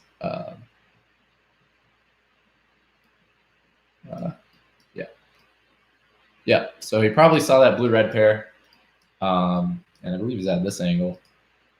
And they went ahead and did those in the back left, which is always good, solving that back left pair. So that you don't have to deal with those L moves as much, hopefully. And then he went ahead and, okay, well, he actually did rotate, and he did this pair in the back left. Okay, so what he did here, his goal is to get both of his F2L pairs solved on the left so that he can have some nice 2-gen execution here, luckily, because both of these are oriented edges for his last 2 pairs, where he he paired this one up, and he's probably turning extremely fast because he has Lucas. So he ended up just doing this pair here. It would have been optimal if he inserted these as a 3-mover and then solved this pair. But again, Lucas is a very fast turner. So if he sees, two F2 uppers, he's just going to do them. Not really worry too much about the optimal solution. And then he goes ahead and does OL and PLL, very standard, just fat F, double sexy fat F prime, and then the RUD G D perm, and that'll give him no AOF at the end. So a pretty nice standard solution that shows you that TPS can get you a long way, and also being smart about inserting your pairs on the left to give you it's kind of like a long-term investment in a way. All right, now for Leo's fourth solve, which was a 559, which was nearly the best single of the round. The best was 557 by Riley Lee. But he did yellow here. So it looks like what he did was also very standard. He has this edge here, so he just ends up putting the orange in place, putting the red in place, putting the blue in place, and then putting the green in place. Very standard, and again, very likely that he saw this first parent inspection, so he probably went straight into that and just did that pair in the back right, the red-blue one. Very nice. And then he does this green-red one. Basically, just puts this edge here and then gets them paired up with an L prime UL or fat R prime F fat R if you want to be fancy. And gets them done. So up to this point, no rotations. Very nice. And then still going to continue with no rotations because he has this orange-green pair, which you can just do as a lefty double sexy. Very nice. All right. And then he is going to have to rotate here. So he does. He rotates to do this back left slot. He's here now. And he is going to take this pair out in a way to orient his edges. So instead of just doing L prime UL, he will do L prime U2L in order to get those oriented. And he gets lucky and is able to just insert and get an OL skip. So that is great. And he goes straight into a G perm, a G8 perm. And he does RUDs. The RUD G perms are increasing popularity. They're like almost ubiquitous at this point. Almost always you'll see RUD perms these days. And yeah, that's it. Hope you enjoyed those reconstructions, got something from them. All right. Okay. I guess up next will be the 3x3 finals. So I will see you guys then.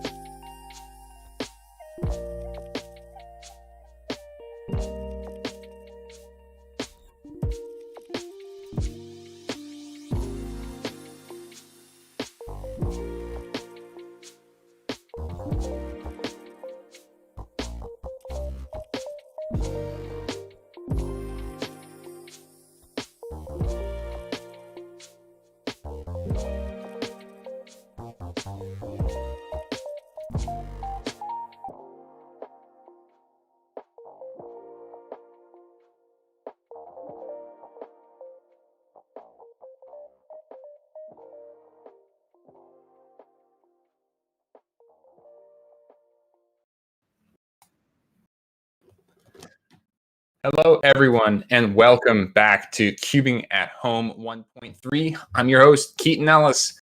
Thanks so much to Kevin and Ben Way for coming on for 7x7. Sorry to Ben Way that his call got cut out near the end of his third solve there, but it was good to see his first two doing very well. And thanks to Rami for coming on as a guest commentator, coming on for the back half of the day, as well as doing some interesting reconstructions of solves. Sometimes you get really deep information from this, and sometimes you just get the fact that these guys at the top level that you're going to see in finals right now for 3x3 are just so fast at turning and able to look ahead to a level that us mere mortals only dream of. So speaking of 3x3 finals, that's coming up next. The top 8 competitors are some of the fastest in the world, and we've got a couple of dark horse options for you guys. So in 8th place, there's Ryan Wu, who you guys have seen on before a couple of times.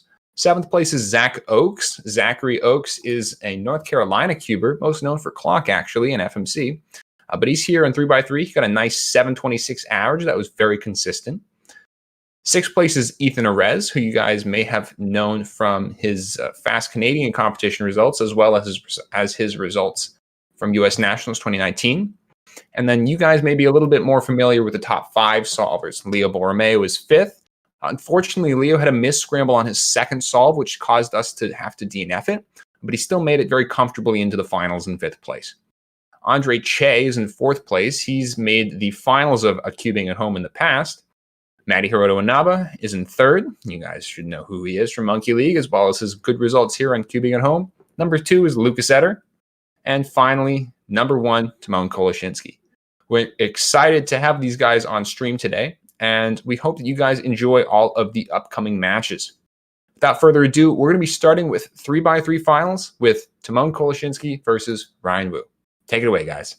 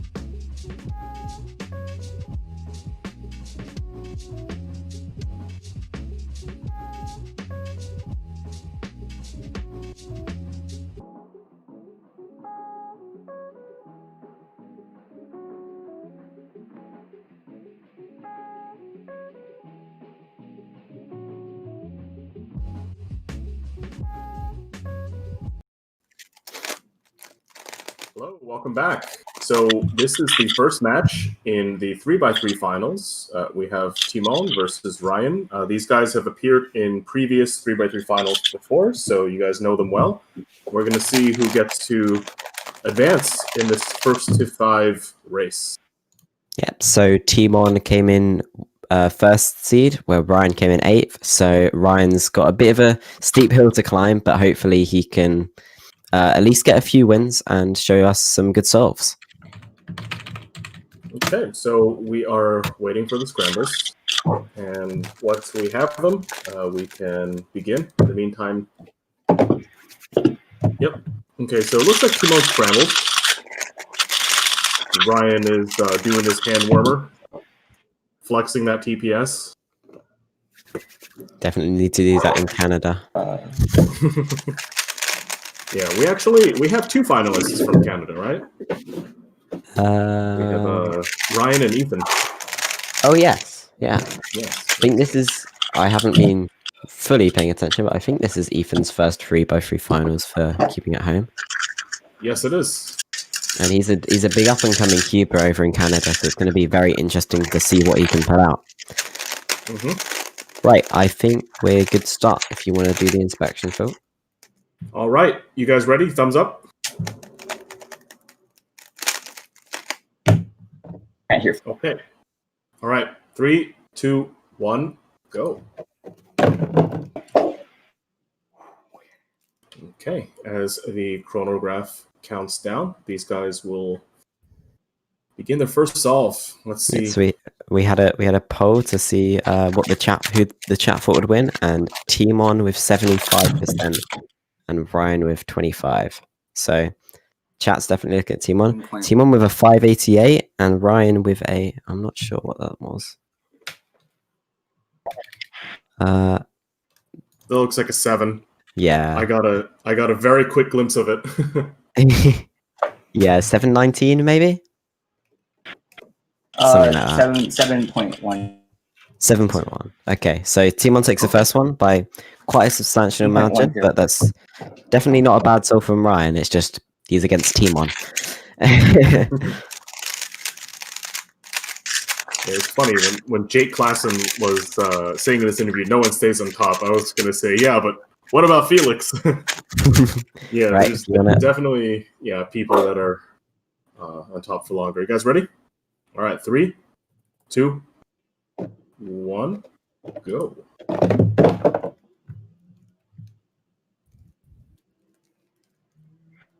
All right, so Timon is currently 5th in the world for 3x3 average. I'm sure he is looking to beat that when competitions come back again. I'm not entirely sure what Poland's looking like at the moment. A pretty decent solve from Timon there. A 565 and a 658 from Ryan. So still a very good solve from Ryan, but not quite Timon standard. So Timon takes that second race. Still a second between it. It's crazy. Yeah, both were absolutely outstanding times. Definitely, yeah. Yeah, most people would be ecstatic for a 5 or a 6. Yes, me included. And me. Yes. All right, so let me know when you're ready.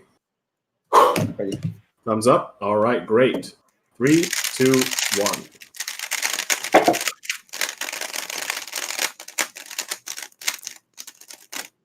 Timo. Yep. Oh, sorry. We'll wait for Ryan to finish, and then we'll do it again. Okay. Okay, we'll just do yourself now, Timon. We didn't realize you weren't ready. Oh. It's fine. We'll just do yours now separately. Yep. I see this. Okay, starting now, Phil. Yep. Cool. Okay. So I don't know. What did Ryan get there? A 687. So pretty good time from Ryan there. Let's see if Timon can beat that here. Using all of his inspection. Oh, I think Ryan's going to take that one. 791 for Timon. Not a great solve there. Ryan's going to get one. I'm sure he's happy with that. Getting a solve against Timon is definitely something to be proud of. Right, let's see if Ryan can equal us up here, or if Timon's gonna take a strong lead. Score right now. It's 2-1 to you right now. All right. Okay. Yeah, let me know when you guys are ready. Yep, thumbs up when you guys are ready. Gotta wait for Timon here. Okay. Thumbs up. Okay. 3, 2, 1. Okay, so 4th solve here for these guys. Ryan's probably feeling a bit confident after that last solve, so let's see if we can put out another 6. I think Ryan's got to get a good solve and Timon's got to get a bad solve for him to win, but it's definitely possible. Yeah, and hopefully Timon wasn't too distracted by that discrepancy. Ooh, a pure out skip from Timon there. And a 5-16. Very impressive. Yeah, looks like Ryan's struggling a little bit. Yeah, Ryan did a little bit of a mess up there. I think that's around a 10. Can't see exactly, but that's definitely a win for Timon right there. 12:07, so over double Timon's time there. Hey, it happens. We have bad solves. Yeah, hopefully that doesn't shake up Ryan too much. Yeah. Stay in the game. And yeah, thumbs up when you're ready.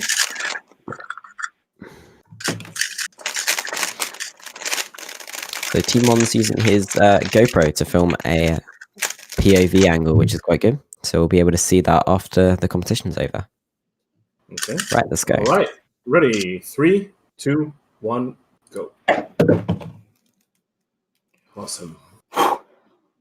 Yeah, it's very nice to be able to see those point of view angles because it's a lot easier to follow what they're doing and kind of reconstruct the solves. Kind of think what they're thinking in a way. Yeah, and see those crazy pseudo slots. Yeah. Pretty decent solve from Timon there. That was a 692 and a 602 from Ryan, so he gets another one. Very impressive from Ryan right there. It's the best solve so far. So that's going to be 3-2. Ryan's definitely proving that he's not just another washed-up cuber. He can definitely perform decently. Yeah, he's in the finals of Cubing at Home. Yeah, very impressive solves. Okay. Yeah, both competitors are going back to their warm-up cubes. Yeah.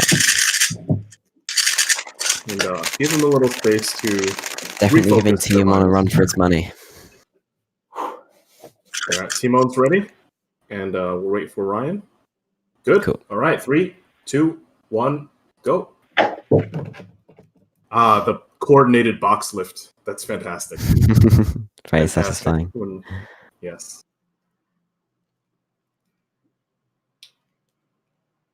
Okay. So Timon is winning, but only by a slim margin. Oh, Ryan's I had a bit of a pause there. So Timon's going to take this one. Even with a 7.5, Ryan's going to be disappointed that he didn't manage to use that opportunity to get another solve up on Timon. Because that would have tied it up. So this is a 4-2. So Timon's on match point now. So Ryan's definitely going to have to put out some incredible solves to bring this back. But I reckon he can do it. All right, what's the score? 4-2 to you.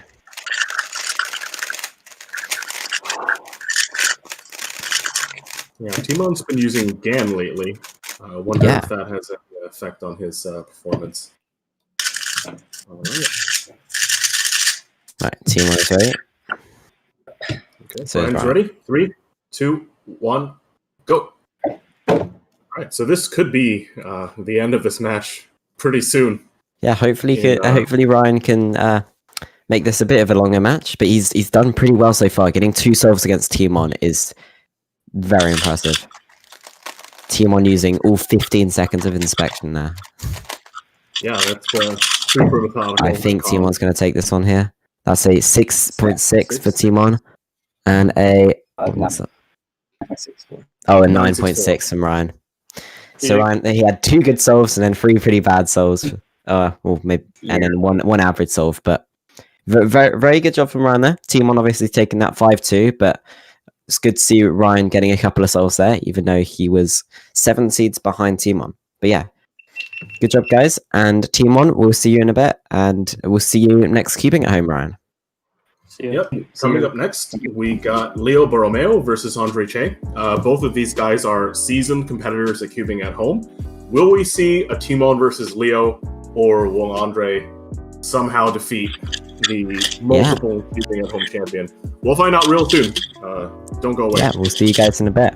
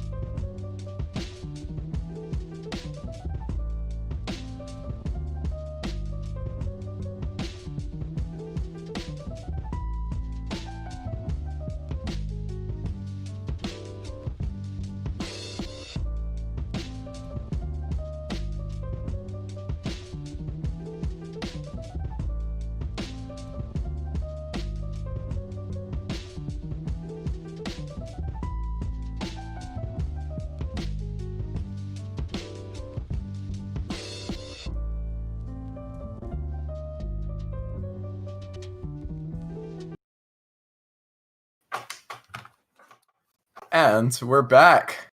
I am part of your other set of commentators. I'm Daniel Goodman. I'm Andreas Vitalis. And this is a big matchup. We've got Andre Che versus Leo Borromeo. They've both been in finals before, so I'm sure you've seen both of them. Both very talented 3x3 solvers. And once you guys are ready with the first scramble, just give us a thumbs up, and then we'll start inspection for you guys. Good luck. All right. We're both just getting the scrambles here. All right. So this will determine who Timon goes against in the semifinals. So it's not going to be easy for Timon to make finals. He's got to go up against one of these guys first. Yeah. All right, looks like they're both ready. Nice. All right, so they can start inspection. In practice, right before this, Leo got a 399. Yeah, that was pretty crazy. It was pretty crazy. And he barely celebrated it too. Yeah. Oh, I got a +2 for Andre. Oh. And a 5 for 573 for Leo. All right, so Leo's going to take the first one here.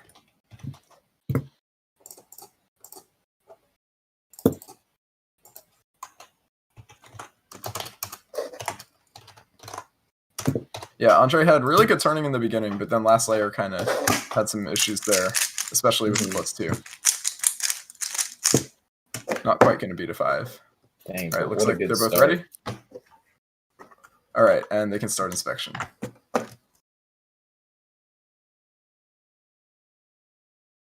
Crazy start for Leo. Let's see if we can keep it up. Yeah, starting with a 5 is a great way to start, but of course, you know, each solve is independent of all the other ones, so he really does have to keep up really good solves. 794 versus a 665, so Leo is going to take the second one there.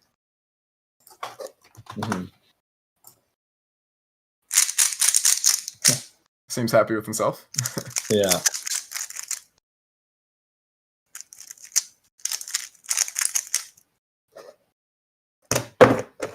All right, looks like both competitors are just about ready.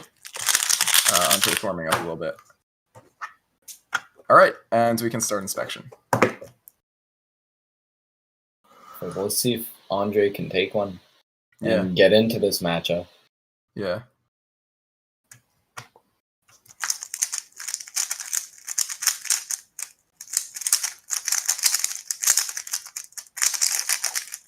Ooh, that's going to be tough for him to beat. 655 versus, an 834. So Leo is going to take that.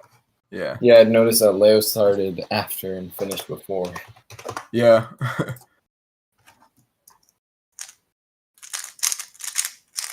Leo very happy with himself so far. He is, you can tell. Trying to hold the smile in. All right, whenever both of you guys are ready. We got good stuff, good stuff. I forgot that pops were a thing. Fast claps and a pop. All right, looks like they're both ready. They can start inspection. See, a pop would be very bad if you're clapping like Leo was. That would imply fingers falling off. You do not want that. Of course. Much better to have a cube pop than to have that. Leo's on last layer, and that's a 652, pretty consistent. Andre with a pretty long last layer there, ending with a 950. All right, so that's going to make it 4-0. Can Leo take this without letting Andre get a single win, or will Andre go for the comeback? Crazy stuff if he takes it 5-0. Oh, looks like Leo might have gotten a missed scramble there.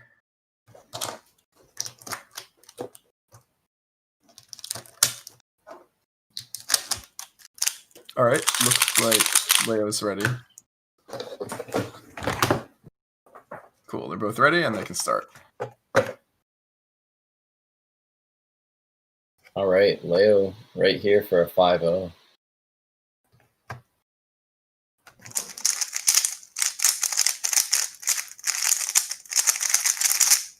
Oh, and just he probably takes it. Yeah, he's going to take that one. All right, yeah, that is going to be Leo's 5-0 win there. Good fight put up by both of them. Leo just was so consistent with the 5s and 6s there. So that is going to let him move on to semifinals. And he's going to be the one going against Timon later on. But yeah, thank you to both of our competitors. And we hope to see you soon. See ya. Thanks for having us.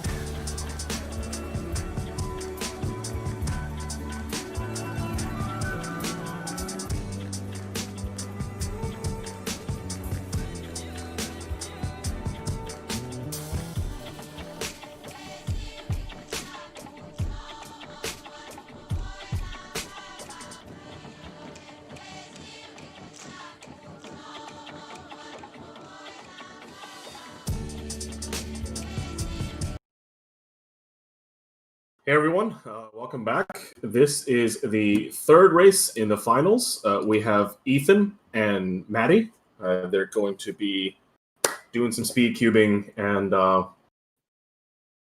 seeing where we'll get to the semifinals. So scrambles will be distributed very shortly. We try to, release them as late as possible to protect the integrity of our results. That's extremely important. And chat, please say hi to Ethan. This is his first appearance on Cubing at Home 3x3 finals. We've seen Maddie a whole bunch of times, but because this is Ethan's first time here, it'll be the first meeting between these cubers in the finals. My second time here. Oh, second time. Phil, check your facts. Oh no. Yeah, I apologize for that. Right. I think they've got the scrambles now.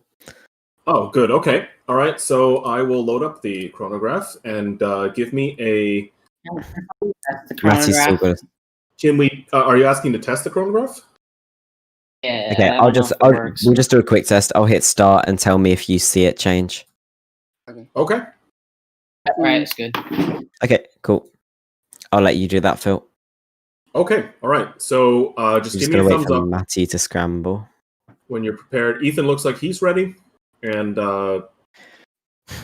Maddie will make sure you guys either mute us or take your headphones out when you solve, so you don't get distracted. So we can cast halfway through solves.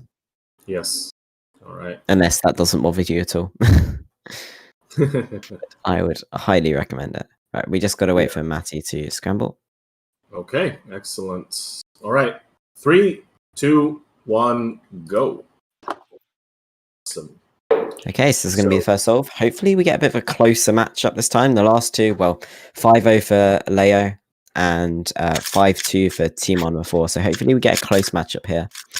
It's going to be interesting to see how... Wow. Ethan's flying through. 61. 661 for Ethan and 585 for Matty. So that was incredible TPS from Ethan there.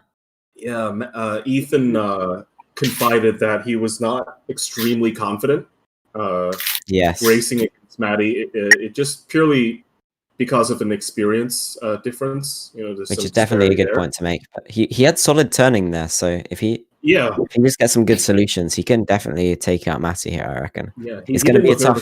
Did I win that vote? Right, thumbs up when you guys are ready. All right, 3, 2, 1, go. Cool. All right, so those were 2 quality solves. Yes, 5 from Matty and a 6 from Ethan. Yeah, it doesn't feel good to lose with a 6, but hopefully that doesn't impact Ethan so much. Wow, some more very good TPS from Ethan there. Yeah, Bit of a lockup with PLL. Okay, 735 and a 683 for Matty. Not quite good souls, but still pretty solid. Matty's gonna get 2-0 up on Ethan right now. Ethan's still holding his nerve though. He's still turning pretty well.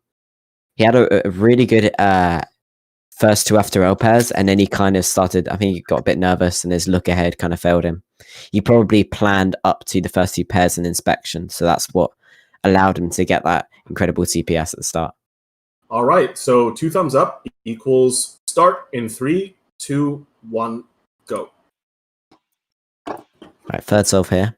Hopefully we can see Ethan at least get 1 or 2 up on Matty, and yeah, at least show some of his skill here.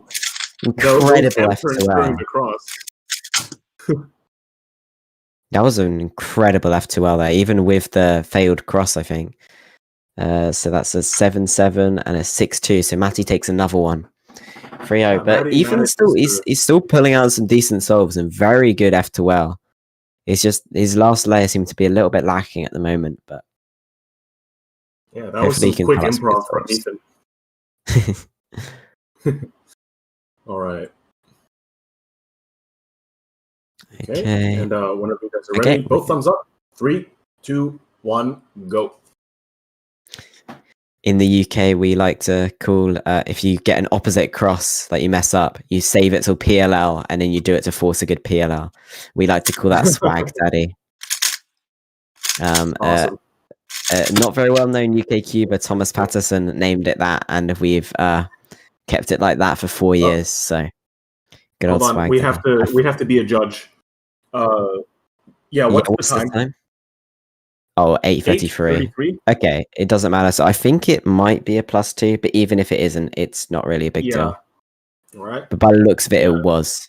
So, but Matty still takes that one. Interesting to see Ethan ignore that T case, but yeah, at least he got the A perm. Maybe that's what he was going for. Yeah, maybe. I know lots of cubers like George Scully. He knows quite a lot of ZBLL, but if he knows he's gonna get like a J perm, he'll just do the normal OLL and then go straight into the PLL. So it's definitely an interesting thing that we see with top level cubers. All right, thumbs up. Ready? 3, 2, 1, go. I'm rooting for Ethan to get at least 1 here. All right, see what he can do. I don't want another 5-0. Yeah, Matty's got a very solid start though. Oh, it's going to be hard to keep him to beat that, I think. Another +2. Yeah, I'm pretty sure it's +2. Right, so Matty takes that 5-0. That's pretty disappointing for Ethan, but he definitely pulled out a good few times. He got a couple of 6s in there, I believe, or at least 1 6. But Matty's just a very fast cuber at the moment, so he's a pretty tough cuber to beat. But yeah, still, it's great to see Ethan make the finals again. And yeah, that's it.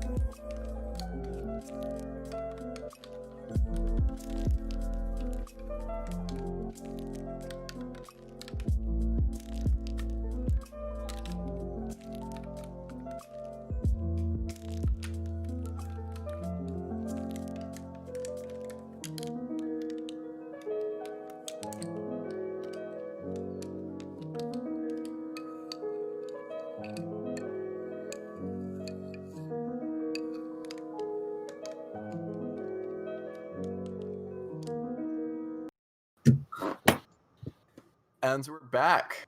This is our final match of the top 8 between Lucas Eder and Zachary Oakes. So this is a pretty exciting match here. Whenever you guys are ready, feel free to get started with these solves. And yeah, give us the thumbs up once you're ready for the first solve. All right. Zach did say at the beginning of this match that he was, before this match, that he was expecting a 5-0. Yes, he did. So, I mean, so far we're 2 for 3 5-0 matches. So we'll see if Zach is, or Zach and Lucas are able to make it 3 for 3 or 3 for 4. It would not be 3 for 3. That's not how numbers work. But we'll see. We'll see. Lucas doing a J perm.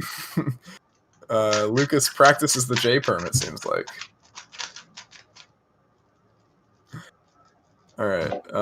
There we go. Looks like they're both ready. Lucas is doing a little bit of warm up.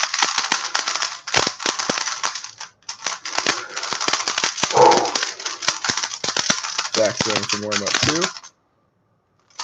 And looks like they're both just about ready.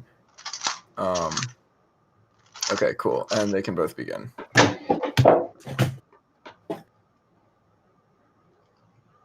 All right, first solve. First solve is a big one. Mm-hmm. It set the tone for the past 2 matches at least. So.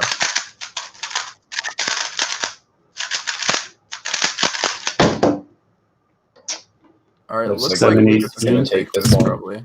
7-8. Oh, yeah, that's 2 for Zach. So unless that was less than 5-17. Yeah, no, that's Lucas an 11 with the +2. Yeah, Lucas is going to take this first solve. Cool. Yeah, Zach, you can keep going with the second solve and stuff. You don't need to wait for our approval or anything. Lucas really out here practicing his PLLs. Yeah. Solid A-perm there. Just in case one of these scrambles happens to be just an A-perm or something. You want to be prepared. For sure, for sure. Yeah. That is a good drill. It helps him get really fast pickup, it looks like, and just super fast execution out, as you know. Yeah. That's a thumbs up from Zach and a thumbs up from Lucas, so they can start.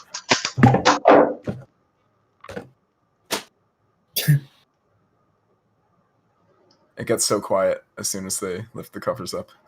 Yeah. Lucas getting started, Zach starting right after.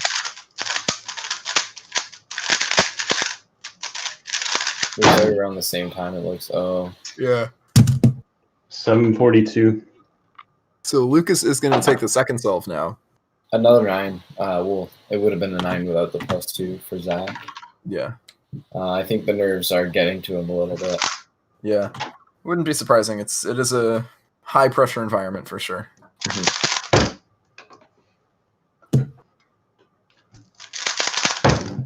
Always good to see Lucas practicing his PLLs there. Wait, miss scramble? Miss scramble from Lucas, so we'll wait just a second. Okay. Looks like Zach is ready. Yeah, we got the thumbs up from Zach, and we're just waiting for Lucas now. All right. He's going to warm up a little bit.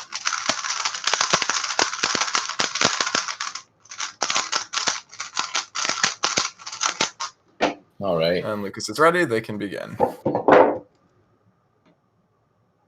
Solve 3. Can we see a third sweep? Maybe. Zach is going to have to definitely control his nerves a little better. Mm-hmm.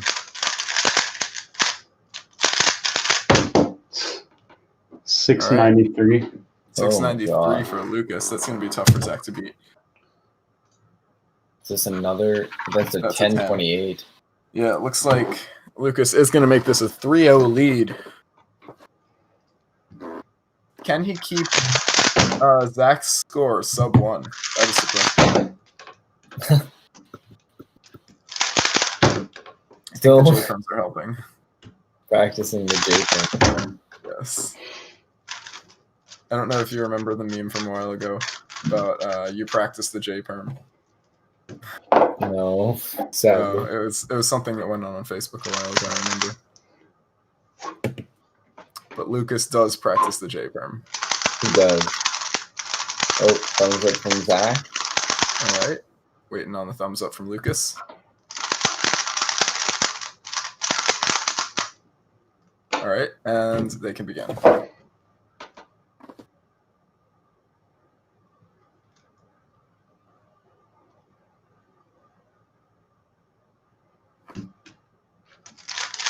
Just getting started first.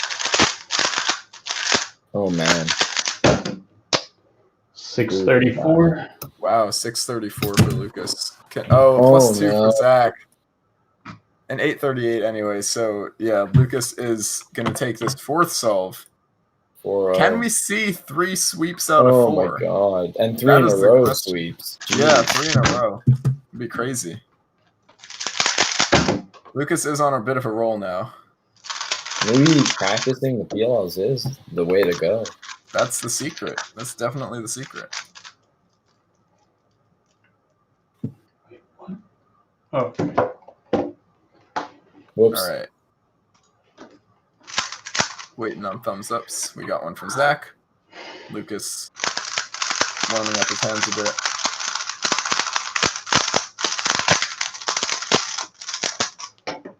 And thumbs up, and they can begin. All right. Let's see if Lucas can make this a sweep. Yeah, this is the one. Zach's starting first this time. And Zach has not gotten a sub 9 yet. Zach's had some tough solves here. Oh, but this one looks pretty good. 6 flat. Oh, but an 892 is not going to cut it against a 6 flat. So Lucas is going to sweep 5-0 for Lucas. Oh my god. Wow. Crazy stuff so far. Zach called it early on. Yeah. Yeah, looks like that's going to be did I call it for this match. What? Did I call it? Yeah, you called it. Yeah. All right, so Lucas is going to be a semi-finalist, and we'll see him in just a bit. I believe going against Maddie. And yeah, so thank you to both of our competitors for joining us. It's been really fun. And yeah, see you guys soon. See ya. Yeah.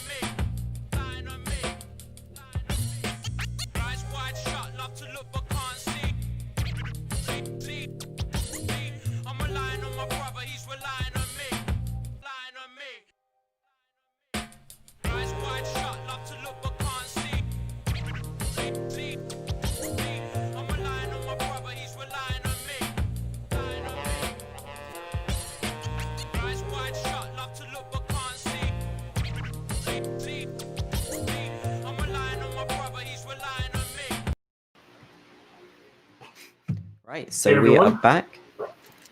Yeah, this is the semi-final with what's usually the final in these cubing at homes, but due to Leo not doing as well as he would have liked in the round 2, he didn't get a great seeding. So these two are in the same half of the bracket. So this is going to be a very interesting semi-final. We've got 2 very fast cubers, and it's going to be interesting to see who takes it here. Yeah, and looks like Timon requested little time before the broadcast actually started, so hopefully he can catch up on his warm up a little bit. Okay. Yep. So yeah, take a little time, get the scrambles. So these two have faced a lot over the last cubing at homes. So I'm not sure exactly on the stats, but I think Timon's managed to win more than Leo has. But yeah, I'm not exactly both of them sure. are at three cubing. Oh, I think I've won every match. Yeah. Okay, but Timon's managed to beat Leo more, but they've both won the same amount of cubing at homes by the sounds of it. So yeah, they're very close in speed at the moment, and they're the two cubers that have really shown up during this lockdown period because of COVID-19, and yeah, it's been very interesting to see them.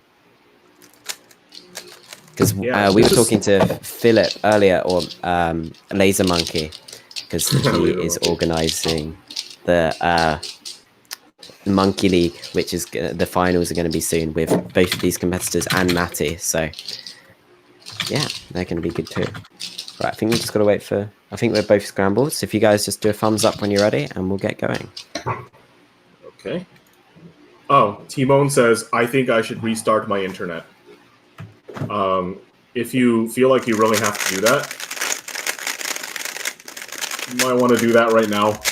Yeah. Once we get started, we would like to just, go through the competition. Oh, it looks like Timon's ready. Okay, so he's decided all right, not to. So thumbs up. Okay. And how about you, Leo? Don't reset it. Wise words. Okay, so 2 thumbs up. Let's begin the first race in 3, 2, 1, go.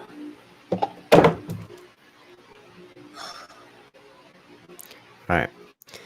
Hopefully we get our first close match of these 3x3 finals. We've had 3 5-0s, which has been a bit boring, but it's still very impressive from the winning team. So. 561 from Leo there, and I'm not sure what Timon got. Hello? What was your time? Okay, it's lagged. I think Timon's having some issues here. I'm not sure what time he got. Oh, he says he can't hear anyone. That's not good. Hopefully someone can help him with that. Yeah, we've got a bit of technical issues.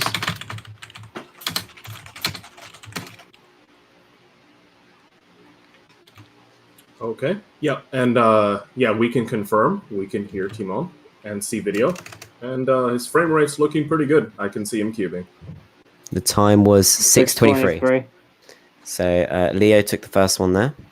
Oh no, I can hear you. Okay. Okay. It seems to be working now. So good to be back. Okay, so let's get ready for the second one. Slip. And this is the top of the top. What did Leo get? A 561, I believe. Oh my god. It's okay. It looks like Leo's warming up with what looks like a Zanchi. It sounds like a... Yeah. I've seen this strategy around a bit where people use worse cubes to warm up so their main cubes feel better. It's very interesting. I'm not sure exactly if it works or not, but I don't know.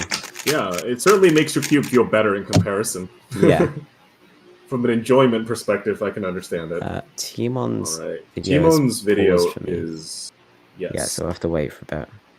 Okay, let's wait a moment so we can properly see his thumb.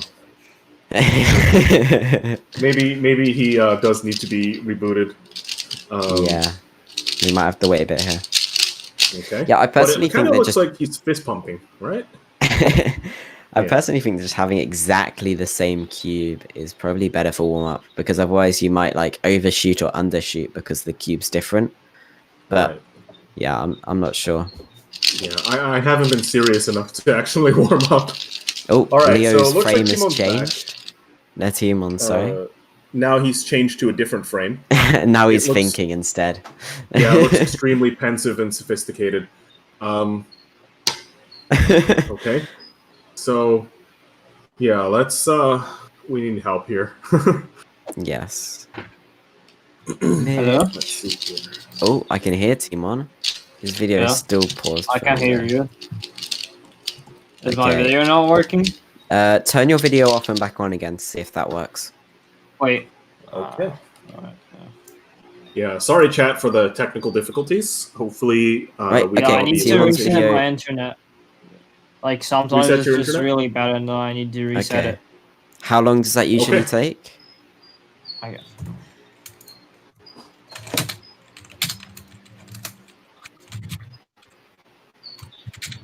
Okay. Okay. All right.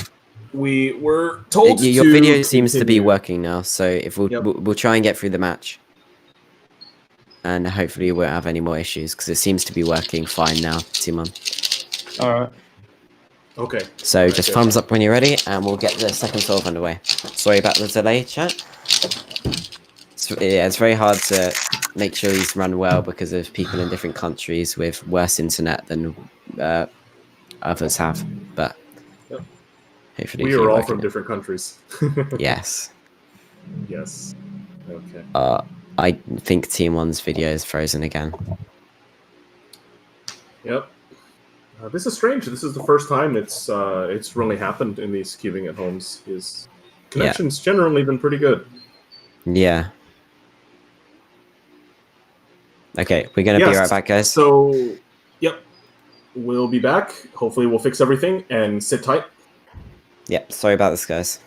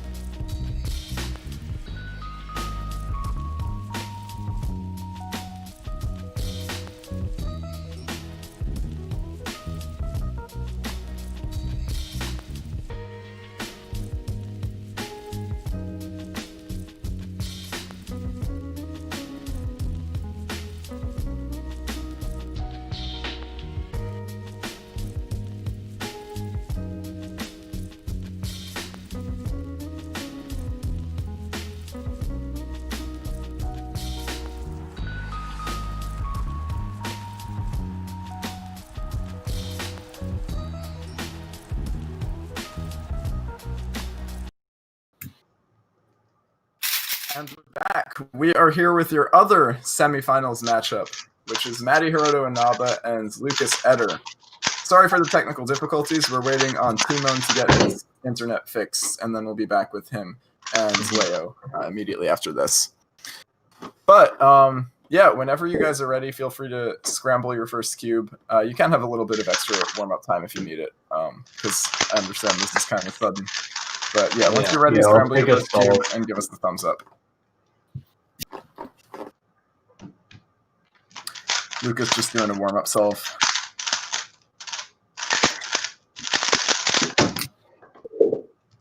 All right. Okay.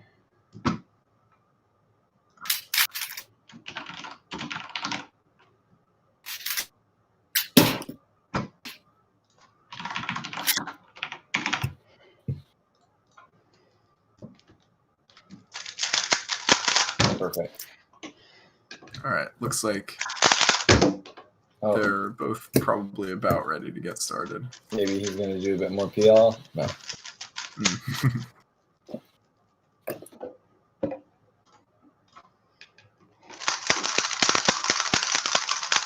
Looks like Lucas is scrambled, and we're waiting on Maddie.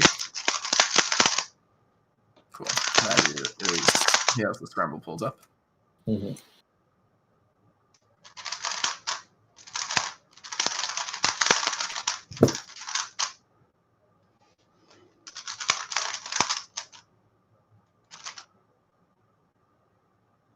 Cool. We got the thumbs up from Maddie. Perfect. And from Lucas, and they can both start inspection. All right. This should be a close one. Wait, what's going on? You can start inspection. My timer isn't going. Yeah, mine isn't going either. Oh, okay. Let me send you guys a new link. Sorry. It should be the same one. Sorry for the difficulties, everybody. Mm-hmm. Where are you sending? Very sorry. Check the general channel.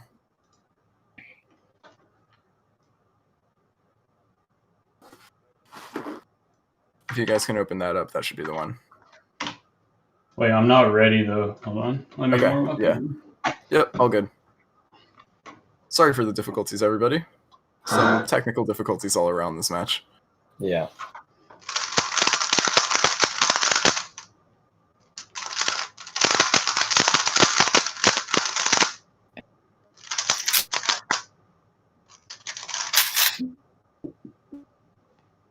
All right, we got the thumbs up from Lucas. Perfect. Thumbs up from Maddie, and they can start.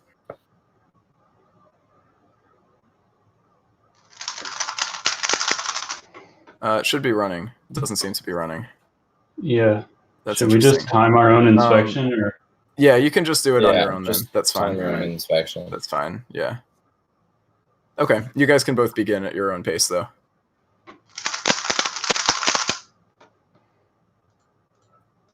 Sorry about that, everyone.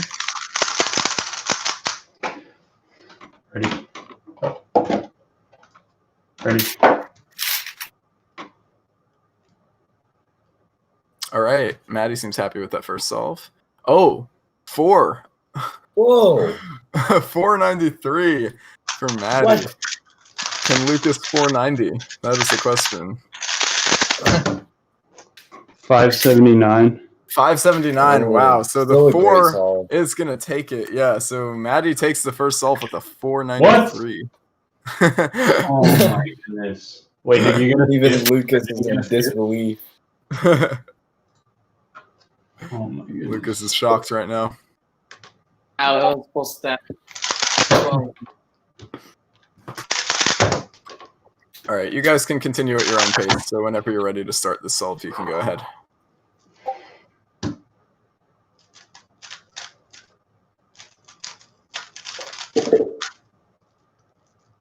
So Maddie's inspecting. Mm-hmm.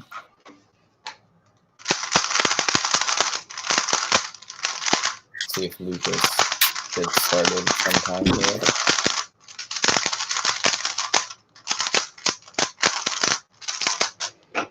Ready. Nice. Let's see what time Maddie got. 6:55. All right, let's see if Lucas can beat that. Tough time to beat. Yeah.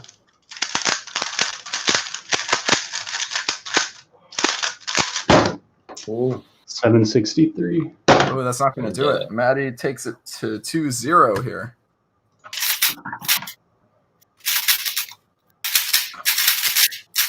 A sweep would be surprising here, given the caliber of both of these competitors. But For sure. also, I mean, they're both definitely capable of getting really good streaks, so you never know. It's possible. Mm-hmm.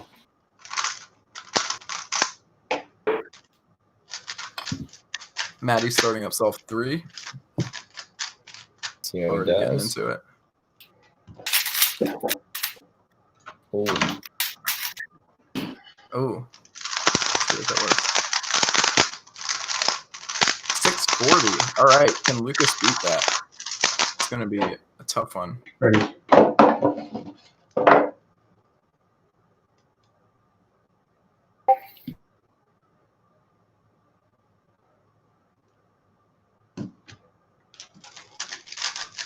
See here.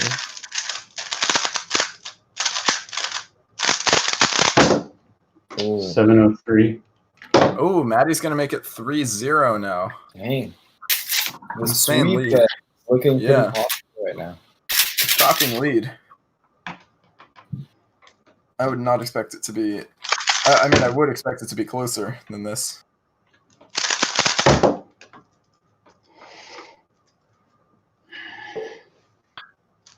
All right, Maddie onto solve 4.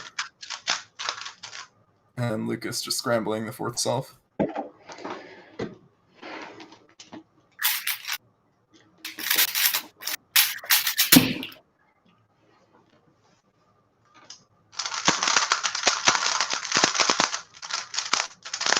Let's see what Lucas can do here.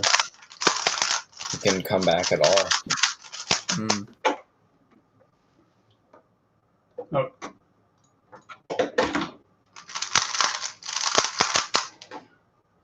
Ready. Oh, there's some lag from Maddie right now. What? Oh, okay. No, your camera's still loading for me. What was the time? 583. Okay, 583. Wow. Let's see what Lucas gets here. 668. 668 is not going to do it. So good, but not good enough. Wow. All right. So sweep Maddie is point. going to need just one more. We could straight up see a sweep here. Dude, we were not expecting a sweep. Yeah.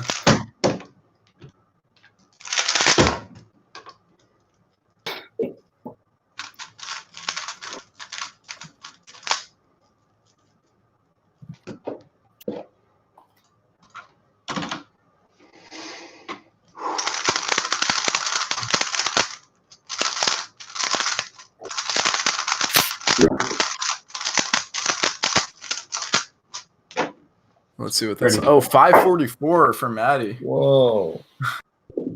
That's insane. Maddie is probably going to take this one. There's some lag on Lucas's ends. I can't, he seems to be disconnecting.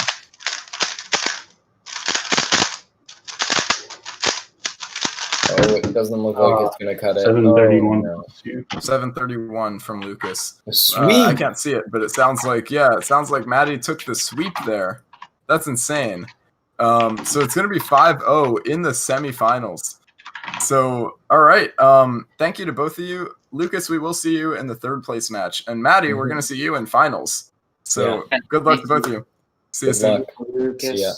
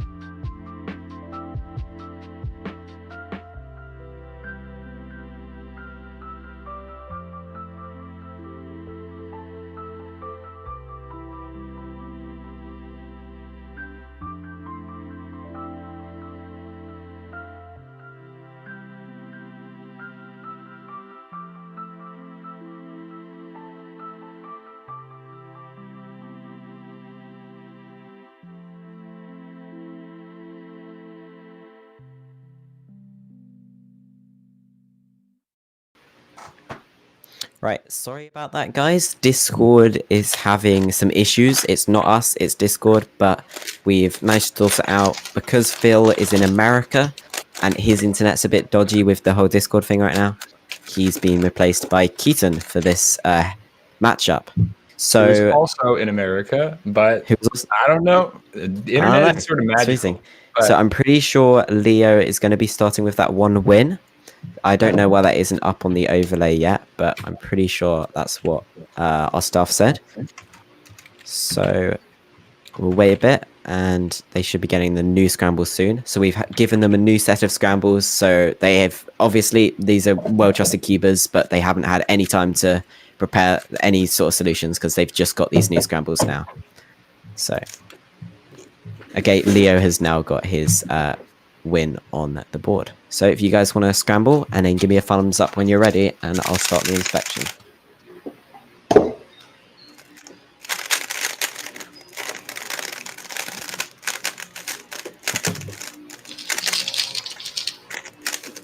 This has to do a little bit to the nerves. I mean, yeah, lots of waiting around. It takes you out of the flow state a bit, but and Leo's ready. Okay, 3, 2, 1, go. But if there are any keywords, something to point out right now is the time for Timon is around 12:30 midnight, and the time for Leo is 5:30 in the morning. So these guys have been up for a long time. Yeah. Oh, Timon's looking like there's a .02. Yes. Timer malfunction. I think that's an extra according to WCA regulations. I don't know if we've got an extra scramble. 4.99. 4.99 for Timon as well. So. Well, I don't think I don't know what we do here because it's unfair to completely reset it because Timon got a very good solve, but I don't know if we're allowed I think to just... Leo just gets an additional, right? Like he does. Yeah, I think Leo will just get an extra. We'll wait for confirmation here.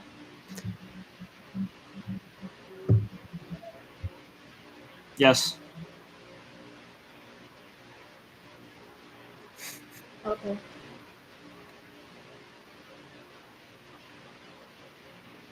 All right, so I just Okay. do next and then next again to go to the third one. Yeah. Oh, I'm required an answer. I'll just put the 0. Okay, so Leo, you can do your second scramble now.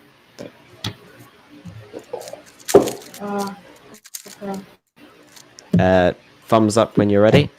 So, It's just you doing this one, Leo. And have you done the second scramble? Okay. 3, 2, 1, go. Oh. I'll reset it. Oh, he's going.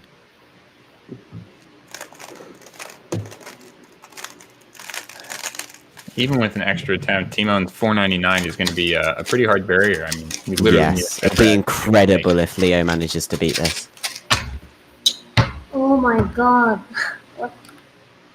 What? Did he have a timer reset? That looks like It wasn't going to beat the 4 anyway, but that's very unfortunate. Anyway. What's happening? Yeah, so we're gonna stick with that time because we could see he was already at 6 seconds, and Timon got a 4, so it's 1-1 now, I believe. Yep. It should be 1-1. I don't know what the overlay says. 299. Okay, so now you guys can both do the third scramble. Alright, I already have that. Okay, we just gotta wait for Leo to do it. Okay, the overlay's been corrected. What's the score right now? Because I don't even know. It's currently 1-1. Yes. 1-1? Yes. Alright. Yeah. Right, hopefully we won't have any more issues. I might have just jinxed it there, but hopefully we're good. I'm not hoping for anything anymore. Yeah. Right, a thumbs up when you guys are ready.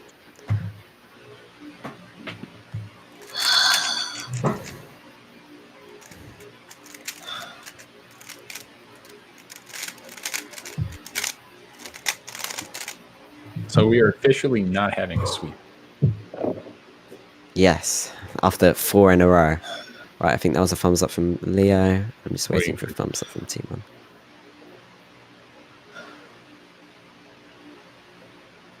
Thumbs up when you guys are ready. Okay. 3, 2, 1, go.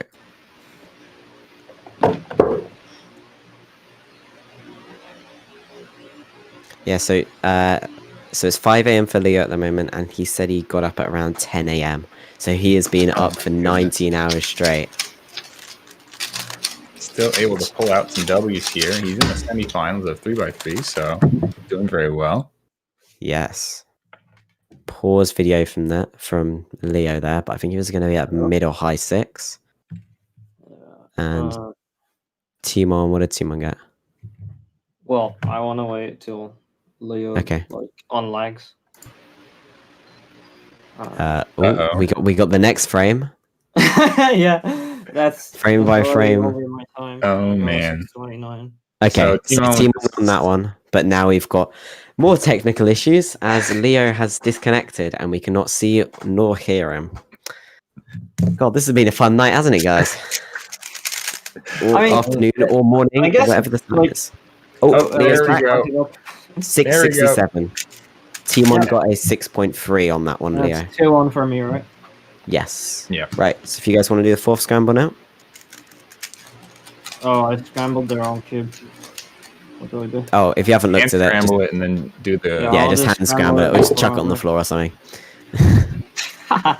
No, I just did random moves like behind me. Yeah. Okay. Cool.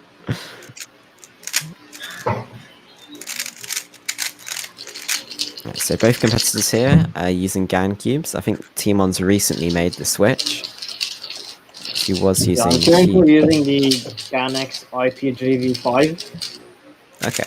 Which is a bit of an older one, but I think the core is a bit better on that. Right, thumbs up when you're ready, guys. Make sure it's in frame so I can see the thumb. Videos looks good. Timon doing a last second warm up.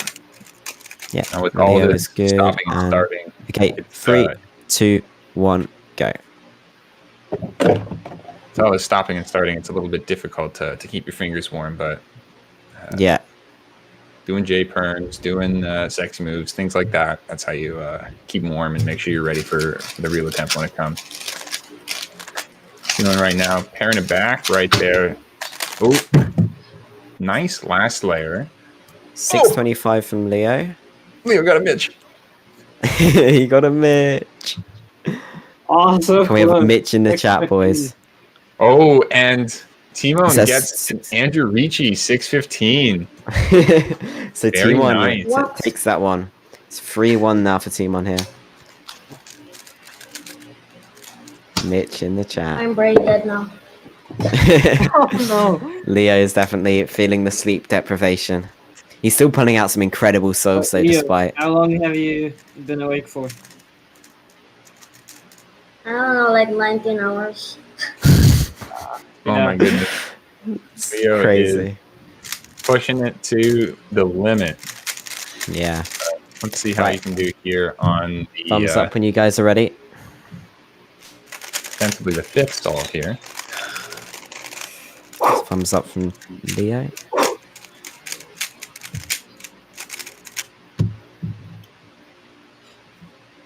Okay, yep. 3, 2, 1, go.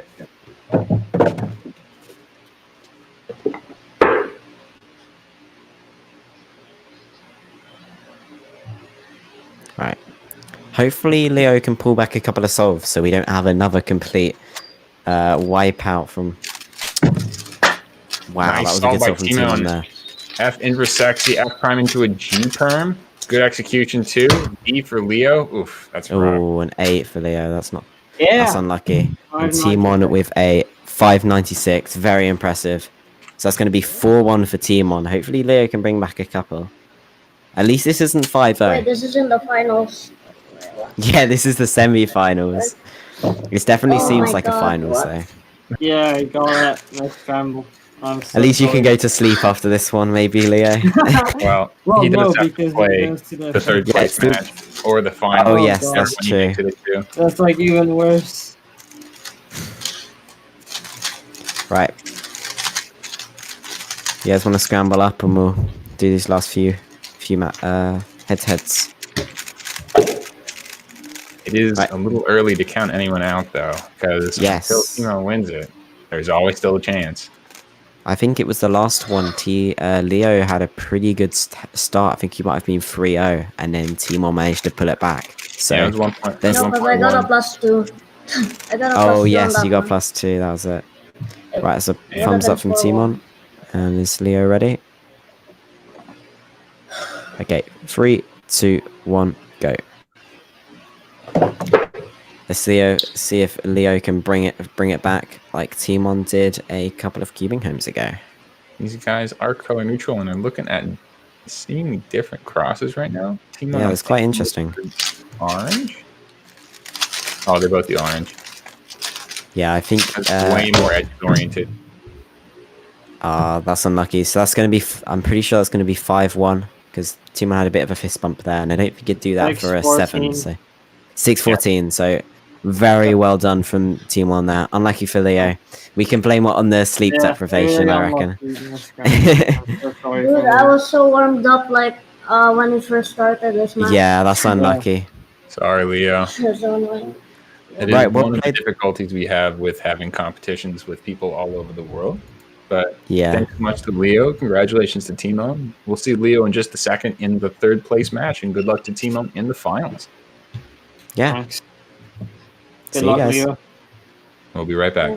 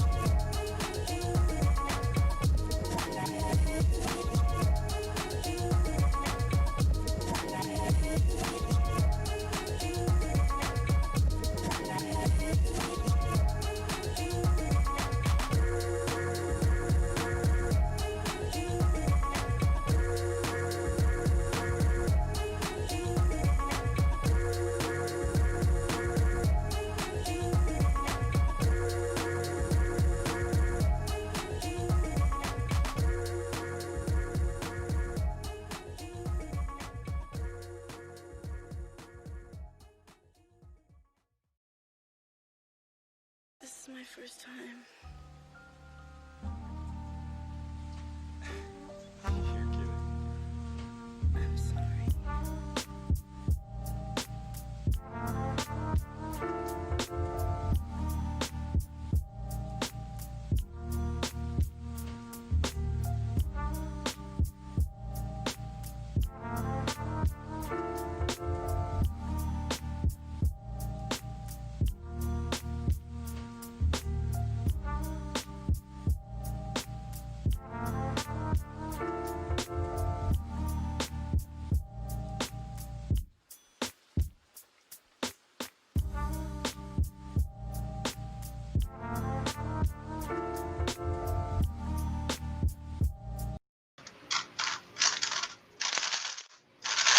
Hello, and we are here for the 3rd place matchup between Leo and Lucas. So hopefully we won't get any more technical difficulties. Phil has had to switch to his phone by the looks of it, or a laptop. But we are all here now, and we're hopefully going to see some good solves. Awesome. Everyone who can hopefully hear me. And yes. Let's get it started. I'll sort out the inspection, Phil. Cool. Right, so if you guys want to do the scrambles once you got them. and then give me a thumbs up when you're ready.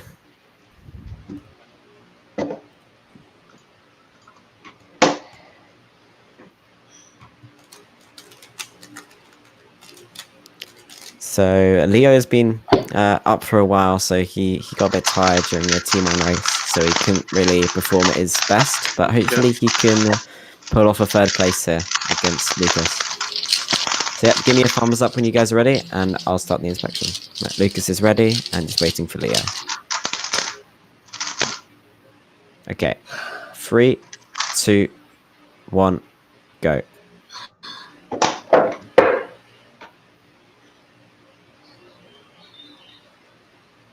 So Timon managed to beat Leo 5-1, and Lucas got 5-0'd by Maddie. So those guys didn't really put up a great fight in the last matchup. Let's see if they can even out versus each other. 594. Ooh, 594 for Lucas and a 599 for Leo. Both showing up with incredible solves, but Lucas just edging it out there. Yeah, at this point, it's really the quality of the opponent's solve and not so much a problem in yours. Sometimes that happens. Very good solves from both competitors. Yeah, Lucas timing some PLS there. Uh-oh. Yeah, those A-perms are tricky when you're picking up the cube. Yeah. Right. Let's wait for Lucas to do the scramble, and then we'll get the solve underway. Right, thumbs up when you're ready.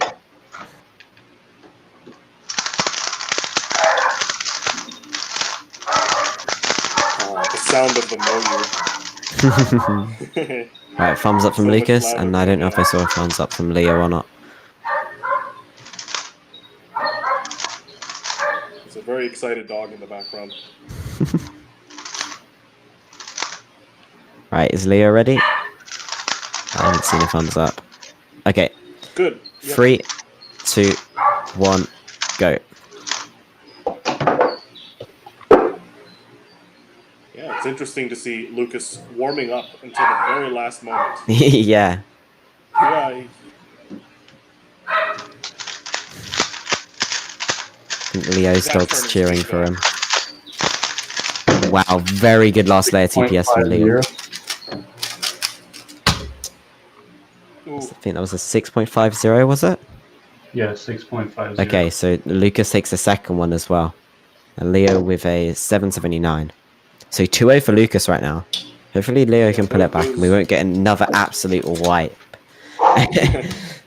Those two first pairs were so aggressive. Yeah. Yeah. That was frightening. 4 of the 6 matches we've had today have been 5-0. So let's hope we don't get another one.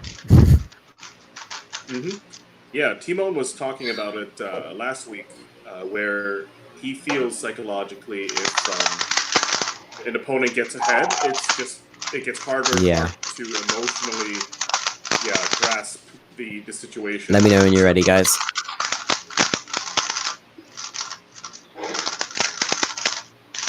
Just waiting for the thumbs up from both competitors, and then we'll get the third solve underway. Right, thumbs up from Lucas, and a thumbs up to Leo. Okay, 3, 2, 1, go.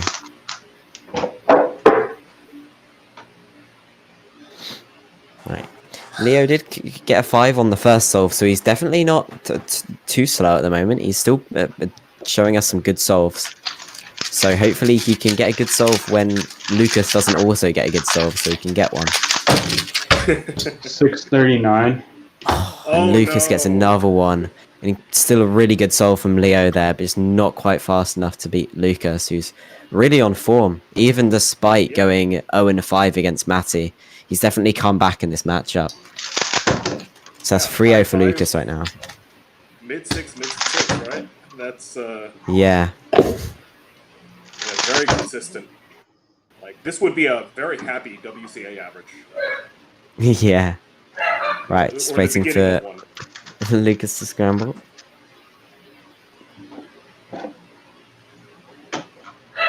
Okay, thumbs up when you're ready, guys.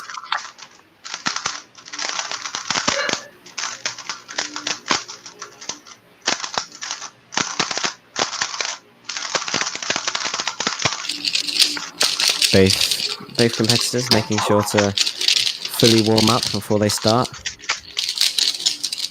Okay, Lucas is ready and just waiting on Leo.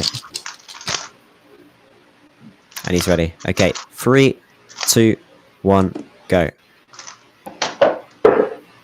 So I've never really seen the tactic of cubing right until you start inspection. It's quite interesting. Yeah, it is. He was doing it last time too, and the speed at which he removes the cover is just so quick and aggressive. Yeah. Whoa, this is a fast solve from Leo. And a 5:38. Hopefully Lucas doesn't manage to beat that. Okay, that was a sketchy stop. I don't know. What was the time? 7:54. Okay, we don't need to worry about it then. But yeah, that was that might have been a +2 timer stop. But Leo demolished him on that serve anyway. Did it matter? Oh, okay. Yeah, it doesn't matter. Yeah. Right, so Leo gets his first solve. Hopefully he can bring this back a little bit. That was a very good solve from Leo there.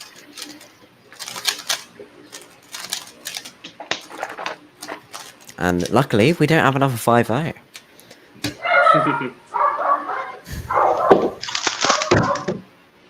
Okay, just waiting for Lucas to scramble his cube. Yep, showing off those... Was that a J-perm? I think it was a J-perm. Okay, thumbs up when ready, guys.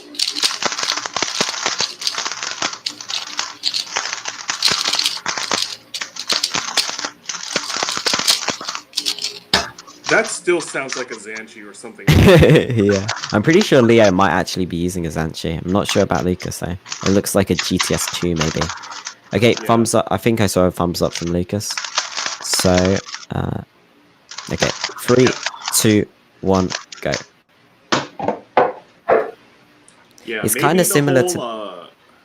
Oh, you go. Oh, yeah. I'm sorry. It's fine. Say, maybe the whole cubing while you're, after the go is a tactic to start the inspection on your own terms. Yeah, it's kind of similar to the 525. 525. Oh, and a 552 from Leo. A mid-5 and he still doesn't win it. That's crazy. Lucas gets up to 4 now, sorry. Oh, that's got to be so frustrating to get an amazing solve like that and still not be able to win it out against Lucas. Incredible solves right now from these guys. That was insane. I'm not quite sure if that was a good scramble, if just both cubers are really on point right now and just getting top level solves.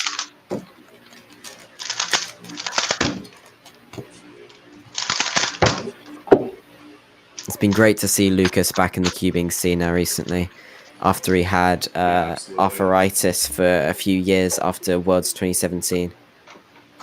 Right, a thumbs up when you guys are ready. It's good to see the TPS king. Yeah, he's back at it. Okay, thumbs up from Leo, just waiting on Lucas.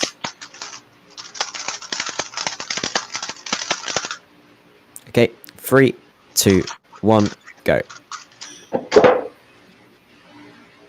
Yeah, it's crazy that even after like a almost 2-year break, that he's still at the very top of cubing on a world level.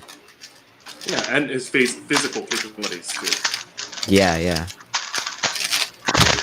Good solve from Leo. 636. 669. Okay, Leo gets another one. 4-2 now. Maybe Leo can bring this back. Still incredible solves from both competitors. Leo's looking a bit tired here. Hopefully he can stay awake for the next few solves. Yeah, but credit to Leo. He's done this so many times already. Yeah, and he still manages to win cubing at homes, even with the very awkward time zone difference. Yeah, I believe Patrick Ponce is the only person to win cubing at home who actually is in the time zone of cubing at home. Yeah. Right, thumbs up when you're ready, guys.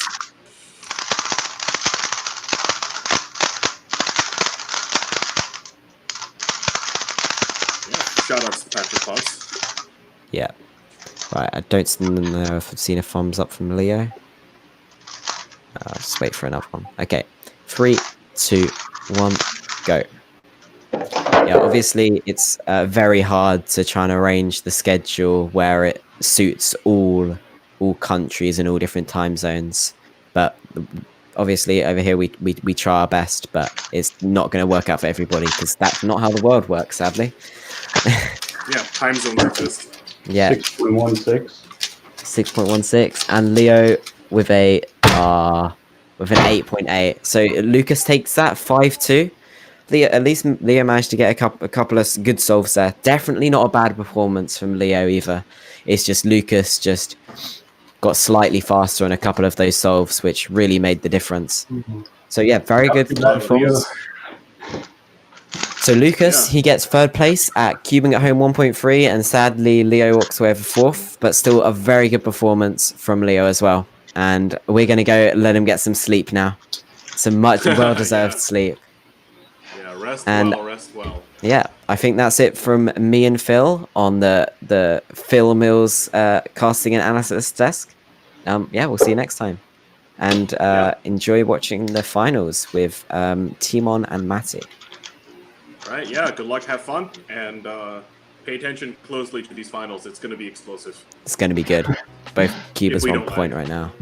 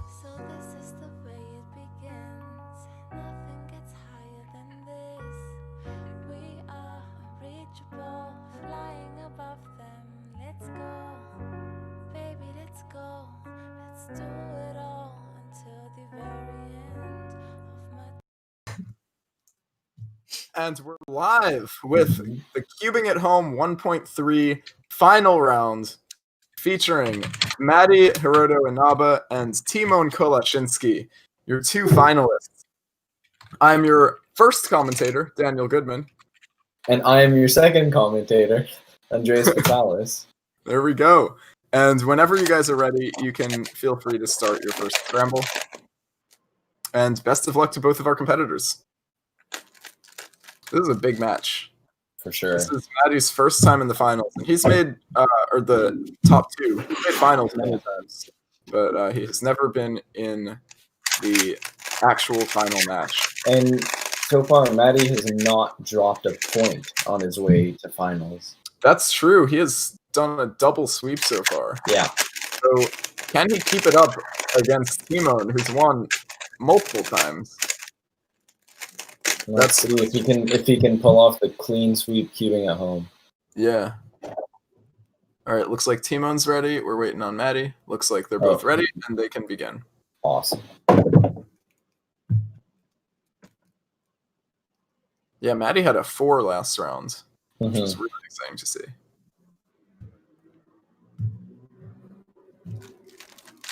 Oh, they got started at the same time. That's convenient for us. Oh, did Maddie take it? That's gonna be close. I couldn't tell. 556. Oh my god! Oh, 0.1. 0.1. Wow. Incredible. All right. Great stuff. The old Felix record from 2011, 5.66. Yeah. The first I didn't even know that was a thing. That's crazy. Timon tying the first ever sub 6. Maddie slightly slower. Thumbs up from Maddie. Just waiting on Timon now.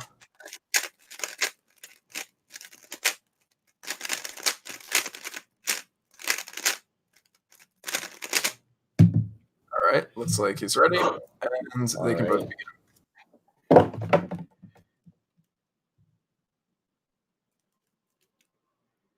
Started off with 2 5s. Great start in the finals. Timon just a little better so far. Let's see if he can keep it up. Oh. Ooh. Wow, what were those times? Let's see. Maddie with what looks like a 662. Timon with a 7. Maddie's going to take it and tie it up. Maddie's on a hot streak today. 1-1 so far.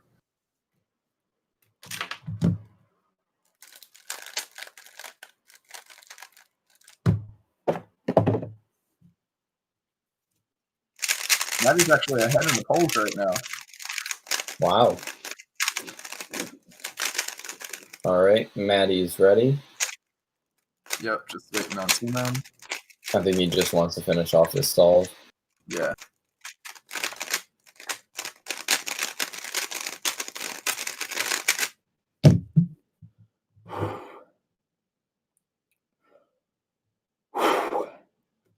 All right, Timon's ready. They can start.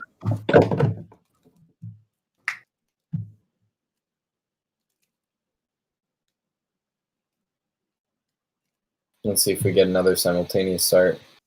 No, Maddie started first. Oh, that was whoa! Whoa! What? Wait, what was that? He was on last layer so fast, and then a PLL skip. Well, it was forced. 495. 495. 5. Wow. That's the second sub 5 I got in this final. Wow. All right, that's gonna make it 2-1. Yeah, that looks faster than sub 5. It looks like I don't know. I thought that could have been a 3. He finished at like the same time as Maddie and started like 2 seconds later. Yeah. Crazy. All right, that is what you love to see in finals. That's gonna make it 2-1.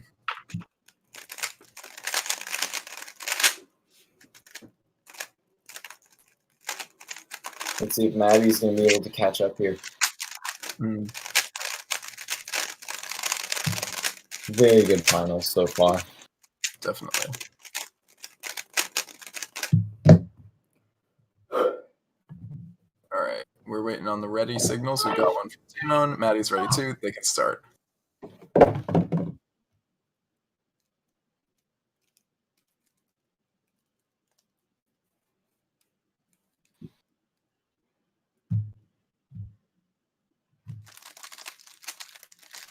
All right, Maddie looks frozen, but Timon getting started here. What looked like an average solve for him. Not too great for Maddie. Let's see what Timon got. Timon's pretty much always sub 8. 639. Yeah, all right, that's gonna make it 3-1. Timon's got a lead. Pull ahead. Yeah.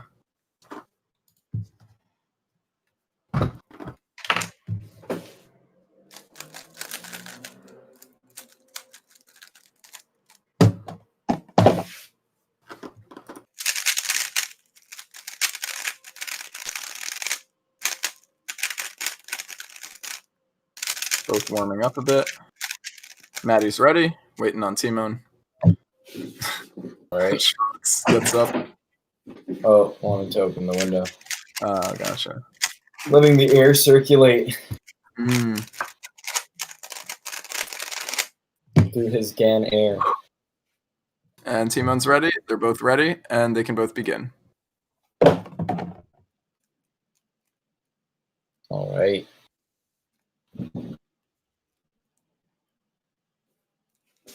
Maddie's getting started. Oh, Timon looking like... Wow, Timon looked like he kind of safetied that. Oh, wow. Maddie got a 631. I didn't think it was that fast. That's crazy. Wow. That might have beat Timon on this one. Let's see what he got. 776. Yeah, Maddie's going to take that one with a 631. 3-2. Yeah, it's close. As close as it can be after 5. Yeah, Timon had started that solve off very slowly. It looked like he was maybe trying to safety it and then realized he couldn't.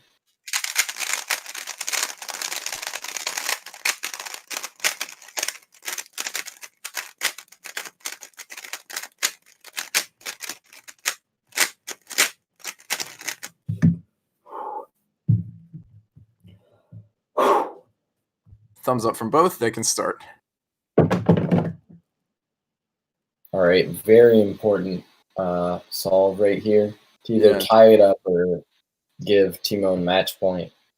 Not match point. It's I could give a match point. Sorry, I was misinterpreting. Interesting last layer for Timon. Slightly slow on the last layer there. Not happy with that. Maddie with 724. a 634. Ooh. So Timon is not ties able it to up. Maddie ties it up again. I didn't think that was going to happen. Timon was just starting to pull away so much, like after the 1-1. Yeah, now Maddie's bringing it back to 3-3. This is a close one. No matter how you cut it, it's close. And no matter what, there's only 3 solves left now. Yeah.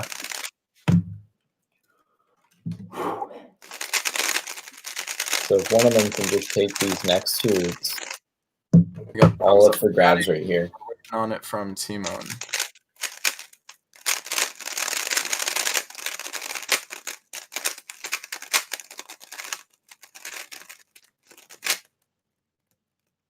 Timon taking his time here, making Maddie wait.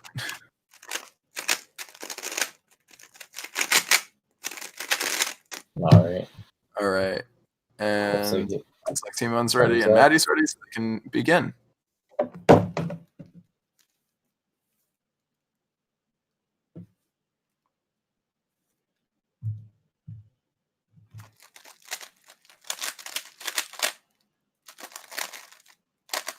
Oh wow.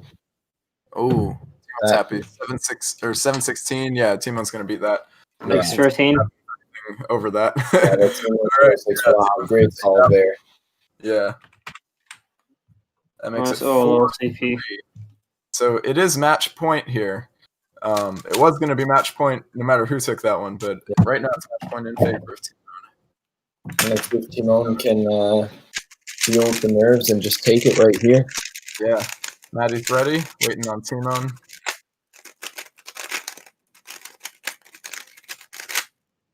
Oh, looks like Timon's going to do another practice solve. He does do a lot of practice solves. Mm-hmm. Well, he has a set routine, it looks like. He kind of does some practice solves and takes some breaths. Yeah, and they're both ready. They can start. All right, possibly the last solve of this cubing at home. Timon not using too much inspection, it looks like. He knows what he wants. Green cross. Oh. Wow. Nice for Timon, but also a nice solve for Maddie. Oh, not as nice, actually. 727 for Maddie. And Timon does take it. Timon takes it. Yeah. Champion. For the nth time. For the nth time. Has become your cubing at home champion with a 5-3 win against Maddie. Maddie is going to take second place. Congratulations to both of our competitors. Great performance by both of you. Thanks. And yeah, thank you very much. I believe we're going to transition this over to Keaton, I believe, to go over winners and prizes and things of that nature. But yeah, thank you very much to everybody who tuned in. It's been a great time. Congratulations, Timon. Yeah, Thanks. Congrats. See you guys. For the match.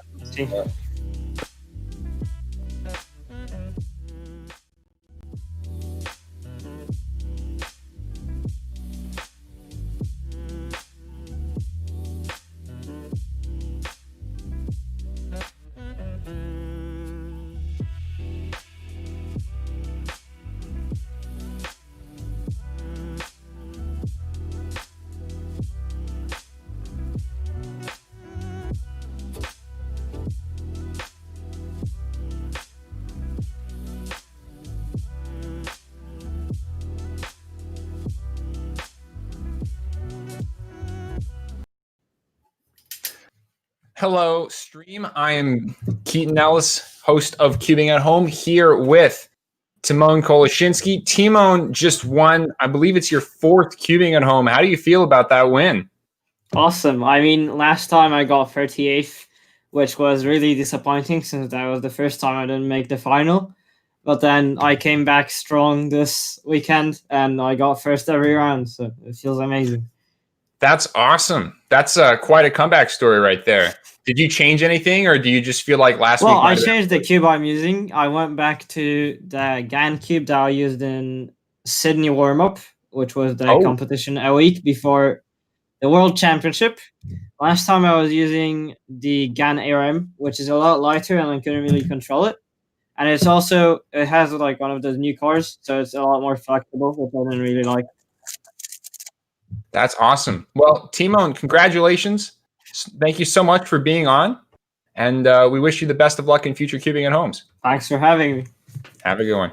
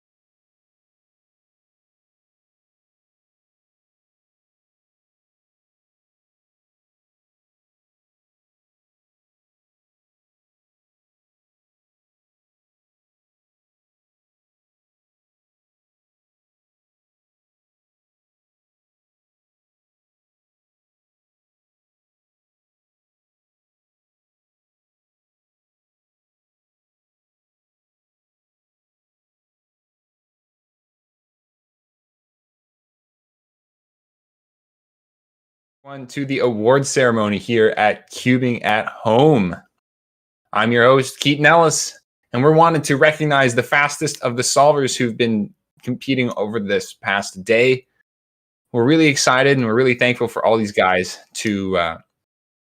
for coming out and competing. So first off, let's start with 4x4 blindfolded. In third place, Manuel Gutmann got a 147.34. Stanley Chappell, one of our regular casters here, got a 145.53. And Graham Siggins actually takes first place with a 144.33. So a very close podium here. Congratulations to all these guys. Moving on to our next event, which is Skewb.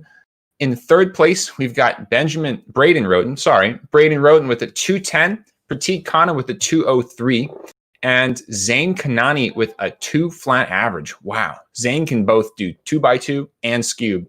Big congratulations to these guys. Another very close podium. Next event, we have FTO. In third place, we've got one of our guest casters and interviewee, Ben Streeter, with a 33.21 average. Michael Larson ended up getting a 32.41 average. And in first place, we've got Dan Pastushkov with a 31.67. Nice 28 single too, by the way. Very, very close podium here. Congratulations to them. Moving on to 7x7. In third place, we've got Benjamin Way with a 212 mean. Kevin Hayes with a 210 mean. And in first place, Kieran Beahan with a 204 mean and hot 156 single. Congratulations to our 7x7 podium. In 5x5, third place was Aryan Kejral with a 50.53, just barely beating out Kevin Hayes' 50.62. Timon Koloshinsky ended up getting second with a 48.10, so that's 2 podiums for him. And Kieran with first place, 43.85 average. Congratulations to our 5x5 podium and Kieran for getting 2 wins of this competition. Moving on to 2x2, we actually had an interesting average here. In third place, we've got Mick Morelos with a 174. In second place is Tommy Cherry with the 163. And in first place, our guest caster, Rami Sabahi with a 156. Congratulations to Rami and the rest of our 2x2 podium. Moving on to Blindfolded. In third place, we've got Manuel Gutmann with an 1854, Jay Clausen with a 1783 live on stream, and also a 1919 mean. That's pretty hot. And then Elliot Kobolansky with a 1704. He only got one single, but it was really fast. Congratulations to our Blindfolded podium. And finally, there was 3x3. In third place, we ended up having Lucas Eder. In second place, we ended up having Maddie Hiroto Inaba. And the winner of Cubing at Home 1.3, Timon Koloshinsky. This has been a very exciting stream. I hope you guys enjoyed from the very start, which felt like a year ago, talking to Chris Olsen about the upcoming documentary, The Speed Cubers, going to be on Netflix next Wednesday, July 29th. All the way up until 3x3 finals with the exciting finish with Timon's win. We hope that you guys had an amazing day, and we're glad that you spent it with us, and we're thankful that you guys spent some time cubing at home. At this time, we'd like to thank our sponsors, Rubik's for providing prize support for the entire season, and The Cubicle for providing gift cards and giveaways for every single competition that we run, and also Cubing USA for hosting us on their stream. That's where we're at right now. I'd also like to give a big shout out to all of our staff members, new and old, especially our stream team, who is near and dear to my heart, as well as every other team that we've got. So this ranges from communications, media, production, results, software. You guys have done an awesome job, and we're really glad that you have put in this amount of effort that we have, especially with such a short turnaround time from last weekend. Without further ado, we're going to be finishing our stream here, and we're going to be going and rating. So the match that we're going to be rating after this is Stephen Griggs's Ben Streeter versus Tyler Hicks FTO showdown, which if you guys like FTO, you can get in on more of that action immediately after this stream by joining the raid. From us here at Cubing at Home, we'd like to say thank you guys for coming out. Stick around and go ahead and raid Stephen Griggs' stream.